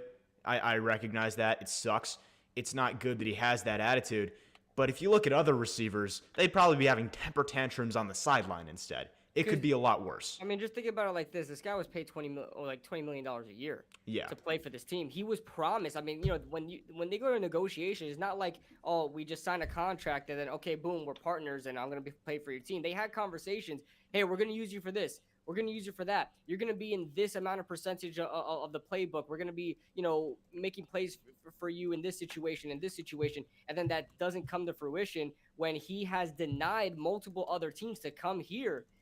Teams that probably are in better shots of winning. I remember that the Bengals wanted Kenny Golladay. Yeah, You the know, he coulda Bengals went- were he- a team he that were coulda- targeting him. He Yeah. could have went to the Bengals. I mean, you know, and you see what they're doing right now, and you see where the Giants are in their state. I agree with you, Bark Nasty. Like his attitude does suck. Did it hinder? Did it play a part in him maybe not getting as much reps as he wanted? Maybe, but I'm not saying it's 100%. But even so, if the coaching staff are that much about player attitude and that they're intentionally putting, you know, leaving out a $20 million wide receiver, there's bigger problems than Kenny Galladay's attitude. If that's the Yeah. reason why he's not being used, you know. So thank God that the whole coaching staff is gone. I understand what you're saying. And- I don't like it either. Hopefully he brightens up if you know we get a new coaching staff and we kind of revamp the offense and we start to utilize him more. But yeah, I agree with you. Nobody really likes those kind of Debbie Downers on the team. So. And he's going to be here. So let me get back. Let me get off Golladay and just say first that, again, I'm happy. I mean, Yeah. I'm happy that Judge is gone. Y'all know Yeah. I was on that train week 2, boys. Yeah. Week 2. Get them out. Clean this whole place out. I'm so happy that they're doing it. I feel so much better. And before I keep getting happy, I just want to say I think everybody's talking about who they want in. Can I just say who I absolutely don't want in? Yes. Can we stop with this Flores nonsense? Oh, you don't I want mean, Flores? he is so bang average. I just cannot believe the amount of people that are like, Flores this, Flores that. I mean, the guy's run this year that he went on, he was beating teams like us, the Jets. I mean, The Dolphins he did was start off average. 0-7. People do forget Yeah. that they didn't have a. I They started mean, off pretty terribly. I would argue and I would compare their run this year almost to the run Judge had last year against a bunch of bad teams and backup quarterbacks. I mean, he's very average, and I'm sorry, I'm good with the New England rejects. I'm so good with them. Please keep him so far away from the New York Giants. Please, dear Lord Bark. above. I mean, And then Jordan. Lewis Riddick too. Yeah, Lewis Riddick. Yeah, Please. screw Lewis Riddick, man. In terms of head coaching, I I'm gonna saw go with what. Plaxico Burress say he wanted Yeah, Lewis Riddick, I and that hurt retweeted my that. soul. Yeah, Listen, I bro. retweeted that. That was Has terrible. Plaxico been a member of the Giants since he shot himself, bro? Listen, Oh, I'll say this. dude. I'll say this. It's what a couple Why callers you said gotta take earlier. it there? It's what a couple callers said earlier, though, right? It's I want a head coach that's like kind of proven a little bit more. Flores is it's not unproven per se, but he's only been a head coach for 3 years. I want somebody with a little bit more experience and that's, you know, has been winning for a while, if that makes sense. See, I just want something new. I don't want it. Forget the head coach and the experience. I don't want anybody New England, I'm good. No, thank you. Flores, go to Chicago. Please stay away. Like, I don't want anything to. Now, you could maybe get me behind bringing him in as a coordinator. But I'm not talking about Flores at all. mean, I just said I want somebody that's experienced and had years of winning. Yeah, and I mean, and that would be cool. If you're asking me right now, I'm on the Shane, Dable, Dorsey, Vic Fangio type.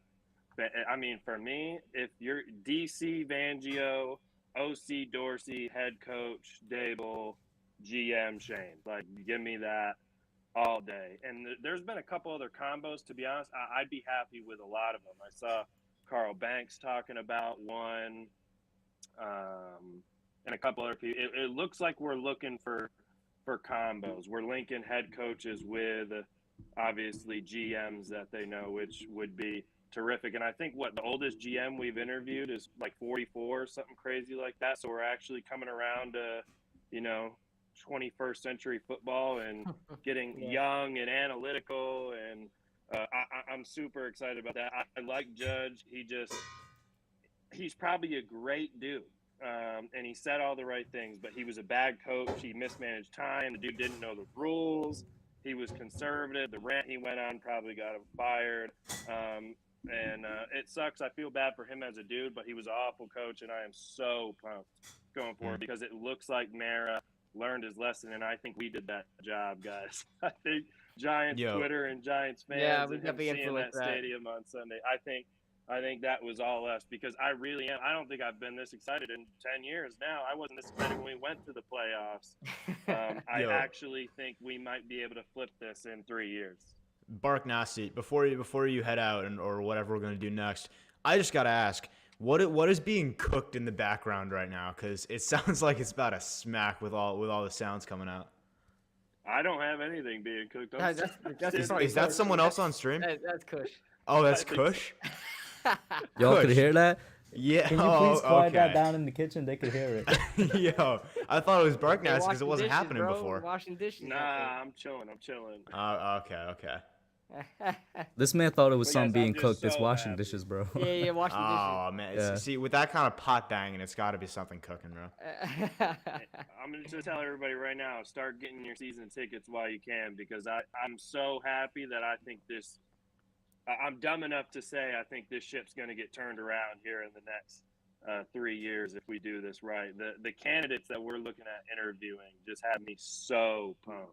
Yeah, So I do pumped. like that they're not really connected to the Giants or like New England in any sort of way, like something that we've done for the past couple years. I'm excited that we're actually pulling from organizations that win, right? Tennessee builds their Bro. roster I like the way Tennessee builds their roster. They're starting to win. #1 seed right now. Arizona was in the same situation we were in 2019.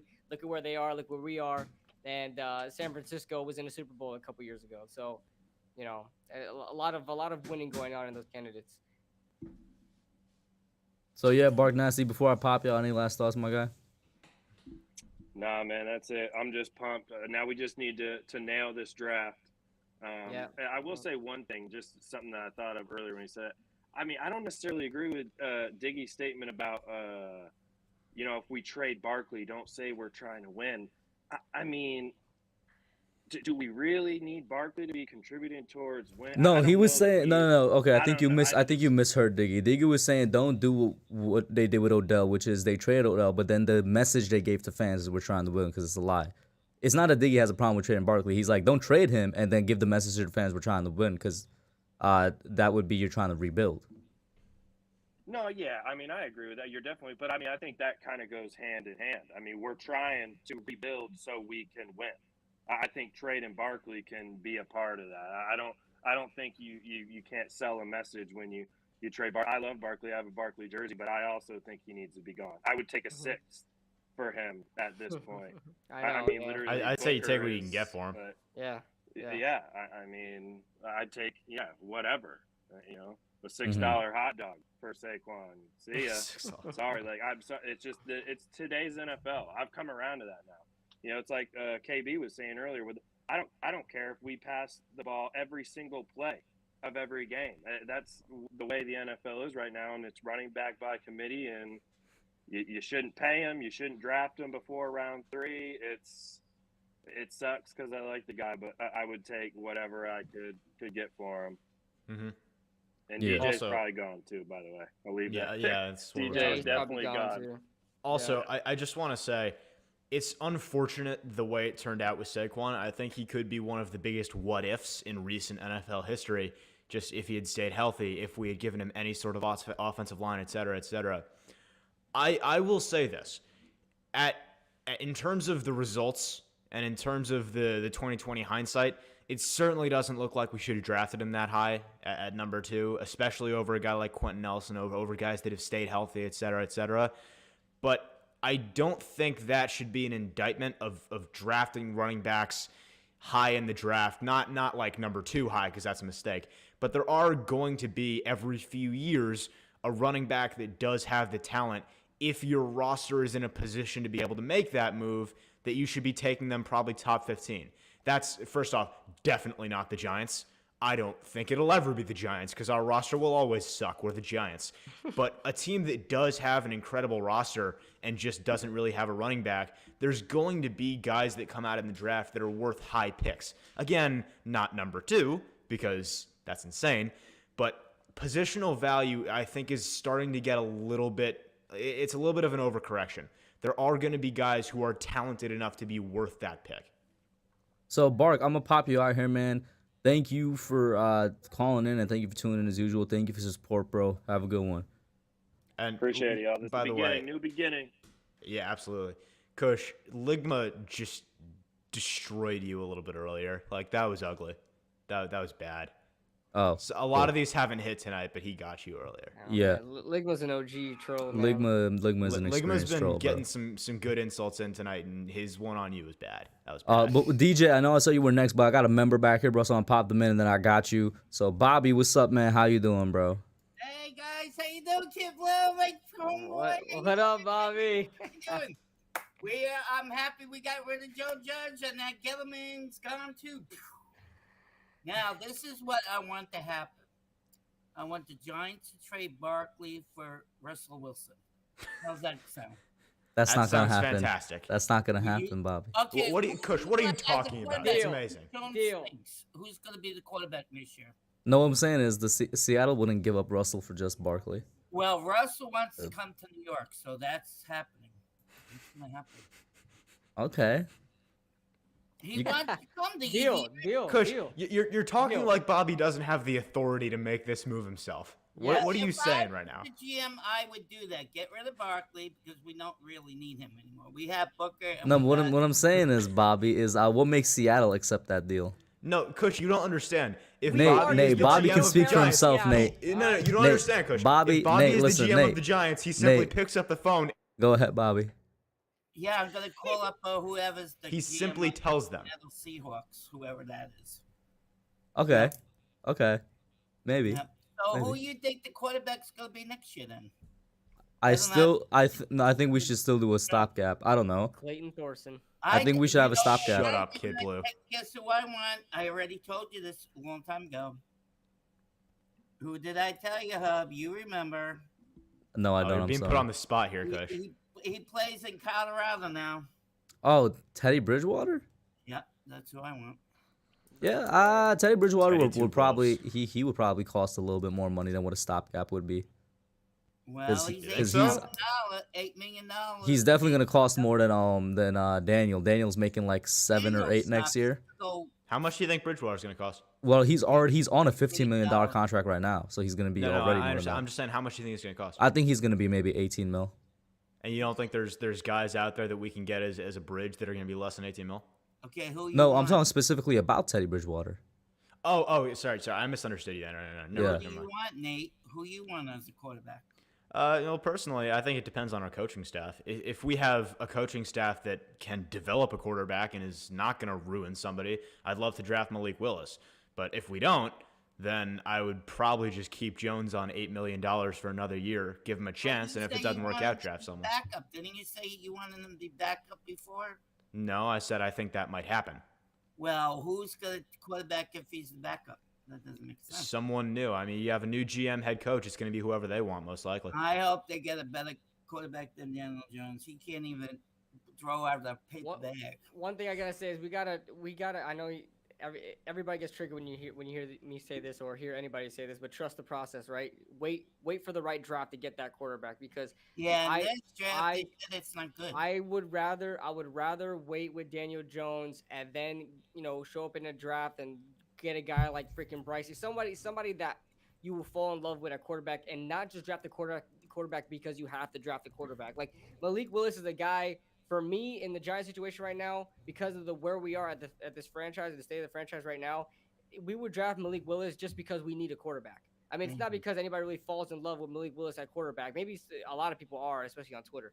But I don't think the Giants really are going to be falling in love with Malik Willis, especially with the state of the offensive line right now, and have this guy running for his life constantly, and him being such a raw quarterback. I don't think Malik Willis will be a guy to draft this year. I want to keep Daniel Jones for this year, and then get a really good quarterback next year.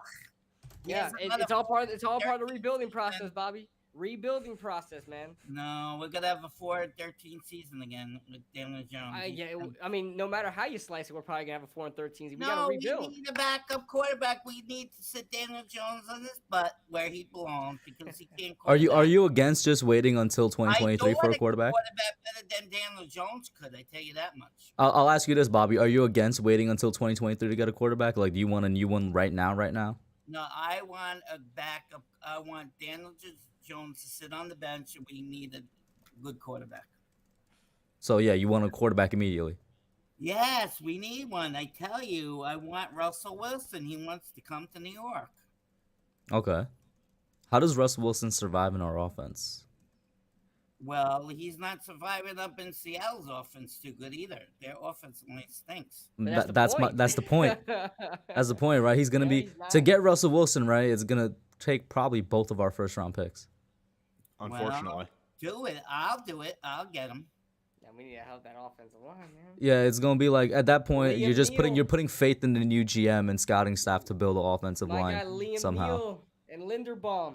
Yeah, with Russell Wilson, that trade, the juice ain't worth the squeeze. What you're getting out of it is not worth what you're going to be giving up. All right, what quarterback would you trade for Barkley then? For I don't think Barkley, you're not getting a quarterback for Barkley. you're not going to get anyone for Barkley. Well, Barkley they want a running back. They in Seattle. Who's they? Seattle. No, Bobby. yeah. Nobody's going to give up anything for Barkley. Really? No.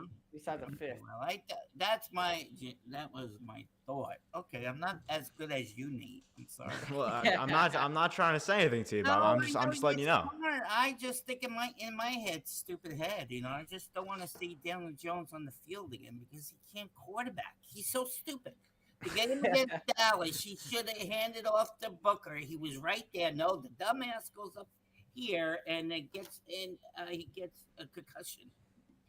Now, how stupid can you be about that? Wasn't that a designed run where he got the concussion?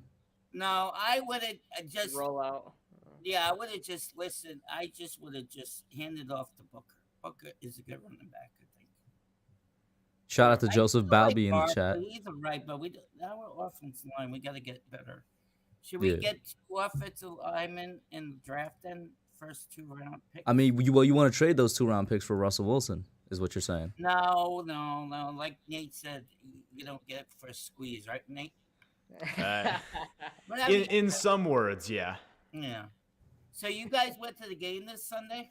Yeah, I was there. KB was there. Yeah. You and KB did. I was considering it, but I realized that $40 wasn't a fair trade for that misery. Hey, even $6. The tickets were as low as $6, and that wasn't even worth it. Man, for those $6 tickets, you'd have to pay me to go sit in those seats and watch that game. $6 seats. Where were you at? What's that? I didn't have $6 seats. I don't know where the $6 seats were, but they were as low as $6. Those are the nosebleed tickets up at the top of the spaceship there. They were desperate. I was in section 110. I was right there. He's right on the field. Guy there that night, like last year, that tall guy that met you. Remember, he was so tiny. DWG. No, he wasn't there. Yeah. Oh, he's a good guy, isn't he? Yeah, he is. Kid Blue, you have a girlfriend? Congratulations. I was shocked when you said that. That was such an accidental roast, man. I was surprised when you said, "Oh, I have a girlfriend." Oh my god. I appreciate that. I bet she's a pretty girl too. I think you picked a good girl. She is. I appreciate that. What's her name? I'm not gonna disclose that. Yeah, that's not information we're gonna disclose. I talked to you in private then. Yeah. You do that. Yeah. You know Bobby. What? Oh no, go ahead. Get your last question. I'm a pop DJ on. Who's DJ? A caller. His name is DJ. Okay, let me say hi, then I'll leave. Can I say hi? DJ, are you okay with that, my guy? Yeah. DJ's off camera just being like, what? These DJs consent. Yeah, I'm not about to make this man uncomfortable. I never met this. This man. Yo, DJ, what's up, Bobby, bro? what's good, bro? What's up, kids? DJ, where you from? New York? Yeah. Queens, New York over here. What part of Queens? Man. Hey, I live in Queens. What part of Queens are you from? This man. Oh, man. Answer the question, DJ. Answer the question. I lived in Glen Oaks. Yo, DJ, you're in Jamaica too, bro? How come I don't see you on the streets? Do you ever go to Monterey? Because he's not on the corner, Hub. He's not on the corner. Oh, KD, bro. Do you go to Monterey if you're in high school? What happened? Do you go to Monterey if you're in high school? No, I don't know. Oh, I'm about to say, Oh, yo, I hated that, bro. That was the worst school ever. Oh, You didn't go there, Hub, right? You went to No. some, No, I went to a different high school. Hey guys, do you ever see the show Power? Do you ever see that show Power? 50 Cent? Yeah, go ahead. Oh, that is good. Oh, that's good show right there. Oh, yeah, drugs in New York. Woo! Oh, Guys, I love you guys. You're awesome. Nice to meet you, DJ. But the Hub, Kid Blue, and Nate, I love you guys. You're great guys. Good to see you as always there, Bobby. Peace, Bobby. Have a good one. Later, man. So how come I don't see you in Jamaica, bro? I mean, How come I don't see you? Don't be around the multiplex or nothing? Nah, I don't, bro. I He's not on the don't be on the streets. He's not on the streets, Kush. I don't be on the app, bro. Damn, bro. Don't All be on the right. app, bro. But yo, man. But listen, it's a blessed day to celebrate Yeah. Giants fans, man. Yeah. You know what I'm saying? I was yesterday was so heartbroken for me, man. I was saying, man, yesterday I was about to boycott this fucking team I'm wearing right Yo, now. I just watch the language, but I hear Yeah, you. I was about to boycott, and go red zone the whole year if Joe was back as the head coach for his team. Oh man, I was about to watch Herbert play on red zone every Sunday for Yep. the whole year until that guy was gone, man. Oh man, but let's start with Gettleman first because I wasn't here yesterday for that. I mean, he was bad, very bad, very horrible, bro. Terrible general manager. Terrible GM. Obviously. Um, you want to know what the mistakes was, man? A lot of mistakes. Taking Saquon Barkley out too over Quentin Nelson was terrible mistake. Taking Daniel Jones at 6 over Josh Allen, the pass rusher, terrible mistake. Not waiting for Justin Herbert to come out the next year in 2020, terrible mistake. And the fourth after that was trading down instead of taking Rashad Slater or Mekhi Parsons. Another terrible mistake. So terrible mistakes, obviously. Bad general manager. I hope he, whatever. Congrats to him. I wish him nothing but the best of his success as a bum he is. And Joe Judge. I want him gone. Obviously, the clown show offense was so bad. Team quit. I was a fan of him the first year because I thought that we had some promise. I thought I was seeing something on the field, and we was all fool's gold the first year, and we was like too blind to see what was going on, basically. But I think this year, I think once we went 0-3, I kind of saw something. Then I was like, you know what? This is not. He's not it. He's not the guy. You know what I'm saying? Um. So yeah. So he had to go. He had to go. We had to start from fresh, Mm-hmm. Mm-hmm. man. By the Now way, as peace out, far as Joseph. as far as Daniel Jones go, all right. So I think personally he's gone. I do think he gonna be packing his bags in March in the springtime. I don't know who the replacement is gonna be. They'll figure that out, not me, but I'll have my suggestions, stuff like that. Um, I am with Kid Buu though, as far as like waiting for the guy in 2023 draft to take the quarterback. Cause I always feel like as a fan, I always feel like Gettleman, one of his biggest regrets was not wait for Justin Herbert. Because I don't know. I feel like Sunday, just watching him play football, I felt like Gettleman in my heart, he messed up. Like he knew he messed up, but he's never gonna say it. And I feel like a lot of Giant fans probably don't probably is regretting not waiting for Herbert to come out when he came out the next year after that. Yeah. I just felt like if Gettleman would have just built the trenches in 19 and not take a quarterback that year, I felt like Eli that year would have sucked and we would have moved on, retire, and then you take Tua or Herbert probably the next year. You get your guy, and then you start from there. That's how Gettleman should have did it, but he did not. He wanted to be stubborn, and he don't want to be right. But whatever, it I is mean, what it is. I agree with you because that's one of my main arguments for waiting for 2023 as well. Uh-huh. Yep. Yeah. Like just imagine we had Herbert right now, though. Like, just imagine how the team would have been if Gettleman would have built it the right way. We would have been a problem right now, honestly. But it is what it is. Would have, could have, should have. It's not reality. As far as Jones go, man. Stopgap. I'm all for building the line, though. I'm all Yeah. for getting the line fixed up. but I'm aiming for a stopgap. Like I just don't want to see Daniel Jones no more because I just don't want to see Daniel Jones no more. Honestly, here's what I say: you got to build the new GM and the coach. Got to build the trenches first. You got to build the trenches. You got to get the lines. You got to get DN. You know what I'm saying? I'm hoping Aiden or Kayvon is there at pick 5, which they probably won't be.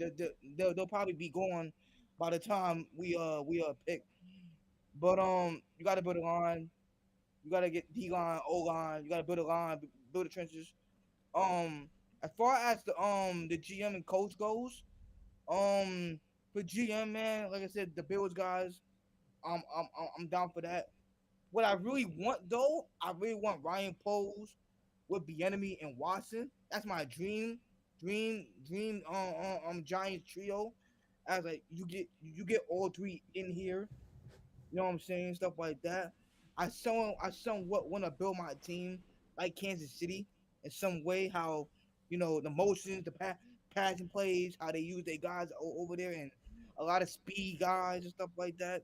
You know what I'm saying? That's how I want to build my team. I want I want to build my team like Andy Reid. How Andy Reid has been building his teams throughout the years. So I would say that. But I'm fine with San Fran. I'm fine with Tennessee. Nah, Tennessee's like the last of me. I would say Kansas City's 1. The Bills guys are 2. Arizona, San Fran is 3. Arizona is 4. Tennessee is 5. I don't think Tennessee reminds me so much of like that Patriot. I don't know, like baby when I don't know, I don't know yet. But I would say like Niners, Cardinals, and Chiefs and Bills before that got though. And I do think the Ravens, we interviewing him too. They're assistant GM. Joe Hortus, That's yeah, cool too. Okay, so good then name.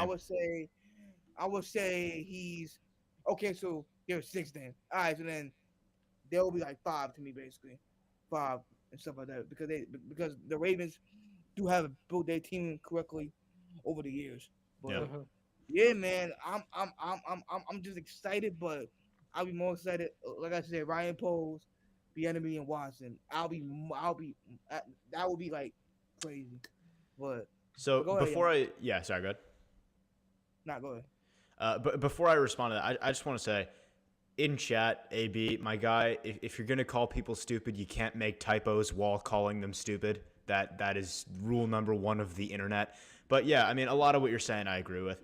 The one thing for me is Eric Bieniemy is a serious boomer bust head coach candidate. Personally, with the number of quality head coaching candidates in this cycle, I'm gonna let someone else buy that lotto ticket. I think there are safer choices out there. Not that I don't think Eric Bieniemy could be a really great head coach. He definitely could. It's just, like I said, that's a little bit of a lottery ticket. I'm going to let someone else take that risk if I'm the Giants. But yeah, I do think how you feel about Watson? Watson is why I really want though to come here. That's how I get your feeling there. If it's like, all right, like I'd rather have Deshaun Watson over Russell Wilson. If I had to pay a price, I'll say you give me Deshaun Watson. He's 25 years old. Yeah. You give him a real coordinator. You give him, you know what I'm saying? Sure, I know exactly what you're saying. You build a team around him. I can buy into that. You can For sell me, me on that as a fan though. But I feel like his investigations, the scandals, all that.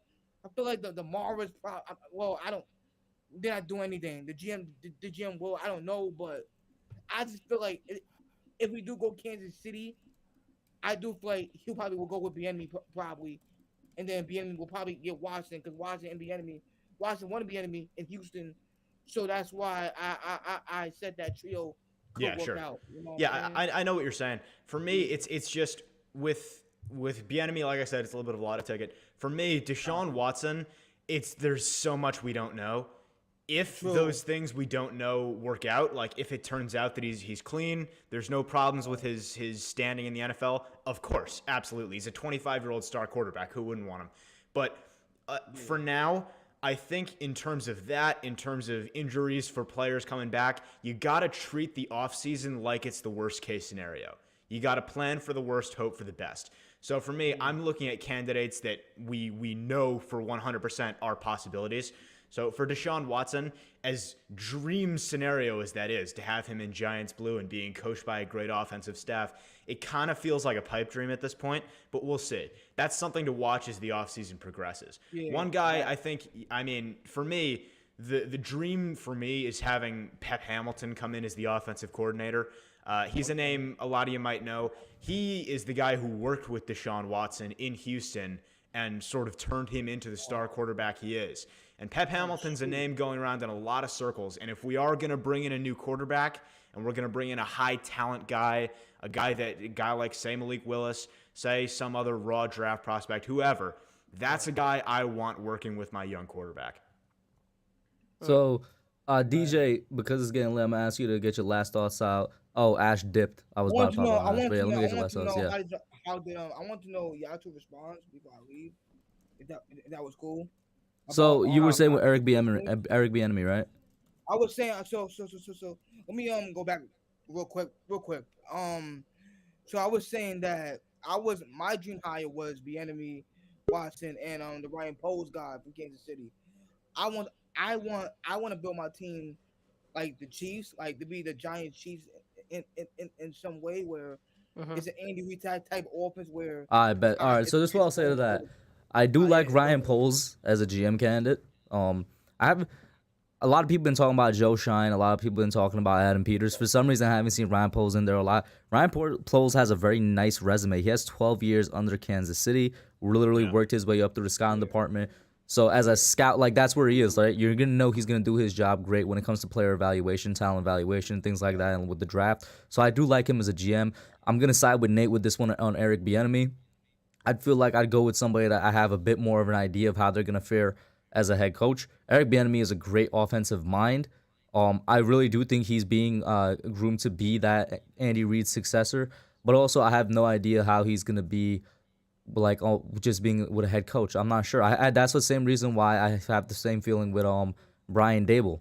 And that's why it's like going back to what I was saying. My head coach, I the same way I feel about Brian Dable is the same way I feel about Eric Bieniemy. I feel the same way about both of them, right? Yeah, so that's why I want an established head coach. Going back to what I want. I want somebody that's been there, done that as a head coach. Yeah, I get the feeling of wanting that. It's just sorry, I just got to respond directly to Kush before this moves on. All the established head coaches that are in this cycle, I'm not thrilled about. Like there's guys that maybe have been there, done that, but at what cost? You know, Mike Zimmer has been there, done that, but he also hitched his wagon to Kirk Cousins, and all the players say he's coaching to lose. Jim Harbaugh has been there, done that, but A, he hasn't been there, done that in years, like since the NFL looked entirely different, and B, a lot of players just did not get on well with him, and the front office clearly had problems. It's a messy situation. So I think a lot of the established, he's been there, done that guys, it comes at a cost. All the guys that have got great established resumes and have won big games, yeah, they've won big games, but they're not where they were for a reason. So I agree with you, especially on the Harbaugh thing, but Harbaugh's probably the only dude where I'm like, he could not get along with the front office as much as he wants. Right. If he's getting me wins, I really don't care. I understand that. It's just I don't. No, I agree with what you're saying. It is. That's why they've been there, done that, and they don't have their jobs anymore in the first place. But go ahead, KB. You respond, then we'll close it out. All right. So KB, and then I wanted to say too, a lot of Giant fans brought up Doug Peterson. I want no parts of Doug Peterson. Yeah, I mean either. I agree with you. Oh, I don't want no parts of Doug Peterson. I will pass on him. Flores, I like Flores, but I don't know about him yet. He no Patriot. I don't know about him yet. I'm with you there. Yeah, go ahead, KB. But as far as far as that goes, I mean, your candidates that you have and like in a dream situation would be phenomenal, right? Eric Bieniemy, like having a Kansas City type offense with Deshaun Watson at the helm and having a someone that like a GM builds a team the way Kansas City is built. That's the dream scenario for me. To me, there's a lot of risks involved, but I like where your mind is headed at. I love Deshaun Watson. He's one of my favorite quarterbacks in the NFL too. We have to see what's going on with his situation And if it clears out, you know how much teams are gonna want Deshaun Watson. yeah. I mean, teams that already have their quarterback are gonna want Deshaun Watson. So of course, as a Giants fan, I'm gonna be all, if everything clears out and everything's okay, I want Deshaun Watson just as much as any other team out there. So here's the question: if that stuff does clear up with Deshaun Watson, and let's say it turns out like the final verdict comes in, it's as it always is with these NFL cases, we're not really sure what exactly happened, but the league has cleared him. All of his legal problems are settled. The league has cleared him to play. He's ready to come back at the start of next season. What do you think his trade value is? More than Russell Wilson. Multiple first-round picks. I'm just gonna say more than Russell Wilson. Put a ballpark number on it. What do you think his trade value is? Is it crazy to say like 3 first-rounders? No, I don't think that's crazy at all. I would think it would be at least 3 first-rounders. Yeah, it'll be Just Yeah. because Did you, he's a bro? DJ, did you hear 25-year-old what he said? He said established MVP if everything clears, did we he has forget what no Deshaun baggage, Watson no more was before baggage. this entire thing happened? Like that's an Deshaun Watson was established MVP candidate who's this- 25 yeah. years old. This man was a top 5 quarterback, one of the best in the league. But remember, it's a good thing and bad thing that we have 2 top 10 first-round picks. That might help our value a little bit, and might not have to give up another, a whole. Giving up 2 first-round picks in the same draft in the top 10. So, but it'll come at a cost of now we're really gonna have to look for offensive line in later rounds. There's a lot of things. That go along. I'll tell you what though, if we can get Deshaun Watson with stuff cleared, and know he's gonna play, if we can get him for the number 5 and the number 7, I'm pulling that trigger immediately. Yeah. Oh yeah. 2 first for him. Yeah. You feel me? You just got to hope the GM and the coach knows. What's the plan next after we get him? Yeah. How are we gonna help the line? Now we gotta, you know what I'm saying? Now you gotta build the other pieces around Deshaun, because if we don't get Deshaun, we cannot fail a top 5, top 7 quarterback. Now, guys, here's the thing, right? I'm gonna ask y'all to kind of wrap it up because I am running out of time right now. For sure. Yeah, I'm already. I already got what I got. But DJ, you got everything out you need to say? For sure. If it's not the song, I gotta say one more guy too. I did bring up Derek Carr, but he's probably not going nowhere. They just made the playoffs. I don't think. Yeah, and he loves the Raiders. You brought up Derek Carr almost every call in, DJ, and I'm telling you, he's staying with the Raiders every single call, and I've told you, man. He's a good quarterback. You keep saying he's a franchise quarterback. Because he is. I think he's a franchise quarterback. I think Derek Carr is a franchise quarterback. I like Derek Carr. I think he's a franchise guy. He's top 15. I think he's a franchise dude. Derek Carr's had a very weird career. Yeah, he's had like freaking 6 or 7 offensive teams already. He's the kind of guy. Derek Carr's the kind of guy that after his career finishes, he's gonna have a ton of YouTube videos made about him for all the wrong reasons. But I love Derek Carr. DJ, with that being said, thank you for calling in, man. Have a good one, bro. And I want to give a shout out to everybody in the chat. Too many people to list. You guys were amazing. Even with the roast, honestly, the only roast that really hit was like Vized and Ligma. Ash was kind of trying too hard as usual. Ash was that one kid in middle school that's hanging out with the popular kids, like just on the fringe, playing off what everyone else says. That hurt to watch. It was great though, and of course, shout out to Nate, shout out to KB for being here. Any last thoughts before we go out, man? Nothing really. I mean, listen, man. I'm glad that Giants football is over. That's all I'm glad. I love the draft, and this year it just feels different, man, because we're starting off with new. It's like a whole mystery again, right? Forget it's about exciting. What is Dave Gettleman gonna do? How is he gonna piss off everybody now? It's not even about that anymore. Obviously, we're starting off now. We got to figure out who's our GM. We got to figure out who's our head coach, offensive coordinator, defensive coordinator, all that crap. We got to figure out what that is first, and then we go on to free agency, and then we go on to draft. It's gonna be fun, and no Giants football, so it's gonna be fun. It's gonna be fun. For my final thoughts, I'm gonna say something negative. I'm gonna trust you to be positive to end this stream, Kush. I am seeing all this great stuff on Twitter with these blue check marks saying all these incredible names we're interviewing, because we are just like it's a laundry list of the best possible GM candidates that we're bringing in to hire, and we haven't seen a single name yet that wouldn't be a really positive hire. And there's so many great coaching candidates that we could pair up nicely with this general manager, have some immediate chemistry in the front office. Great stuff. I don't know about y'all. I am waiting for the other shoe to drop so hard. I am waiting for these Giants front office, for John Mara and Steve Tisch to just find a new definition of pain for the Giants fan base this offseason. Like, doesn't it feel like it's coming? Don't you feel like we're not going to hire any of these guys and we're going to be screwed all over again? I agree with you, because although we're so excited about the potential of this team, the fate of this franchise still relies on those John Mara. Yeah. It still relies on them. So it's like, how high should we set our expectations for their decisions? Because they've been pretty much the ones who have had a hand in getting Ben McAdoo in here and Dave Gettleman, and it's just. Oh, Kush, man. save this stream, please. Be positive. The only thing I could say, I guess, to save it is that it seems like they've heard fans. It seems like Mara heard everybody booing him, calling him a clown, and not only the last game, but the last couple of weeks. So I hope that extends. We have no idea how long it's going to last, but I hope it just extends actually into after the hiring process takes place. Like, even forget when we hired a coach, I hope it extends into letting the GM just do the job, letting the coach do the job without any interference. And it seems like it. We just got to hope that it lasts. But that's going to be it for tonight, guys. Once again, thank you all. That's going to be it for now, and peace.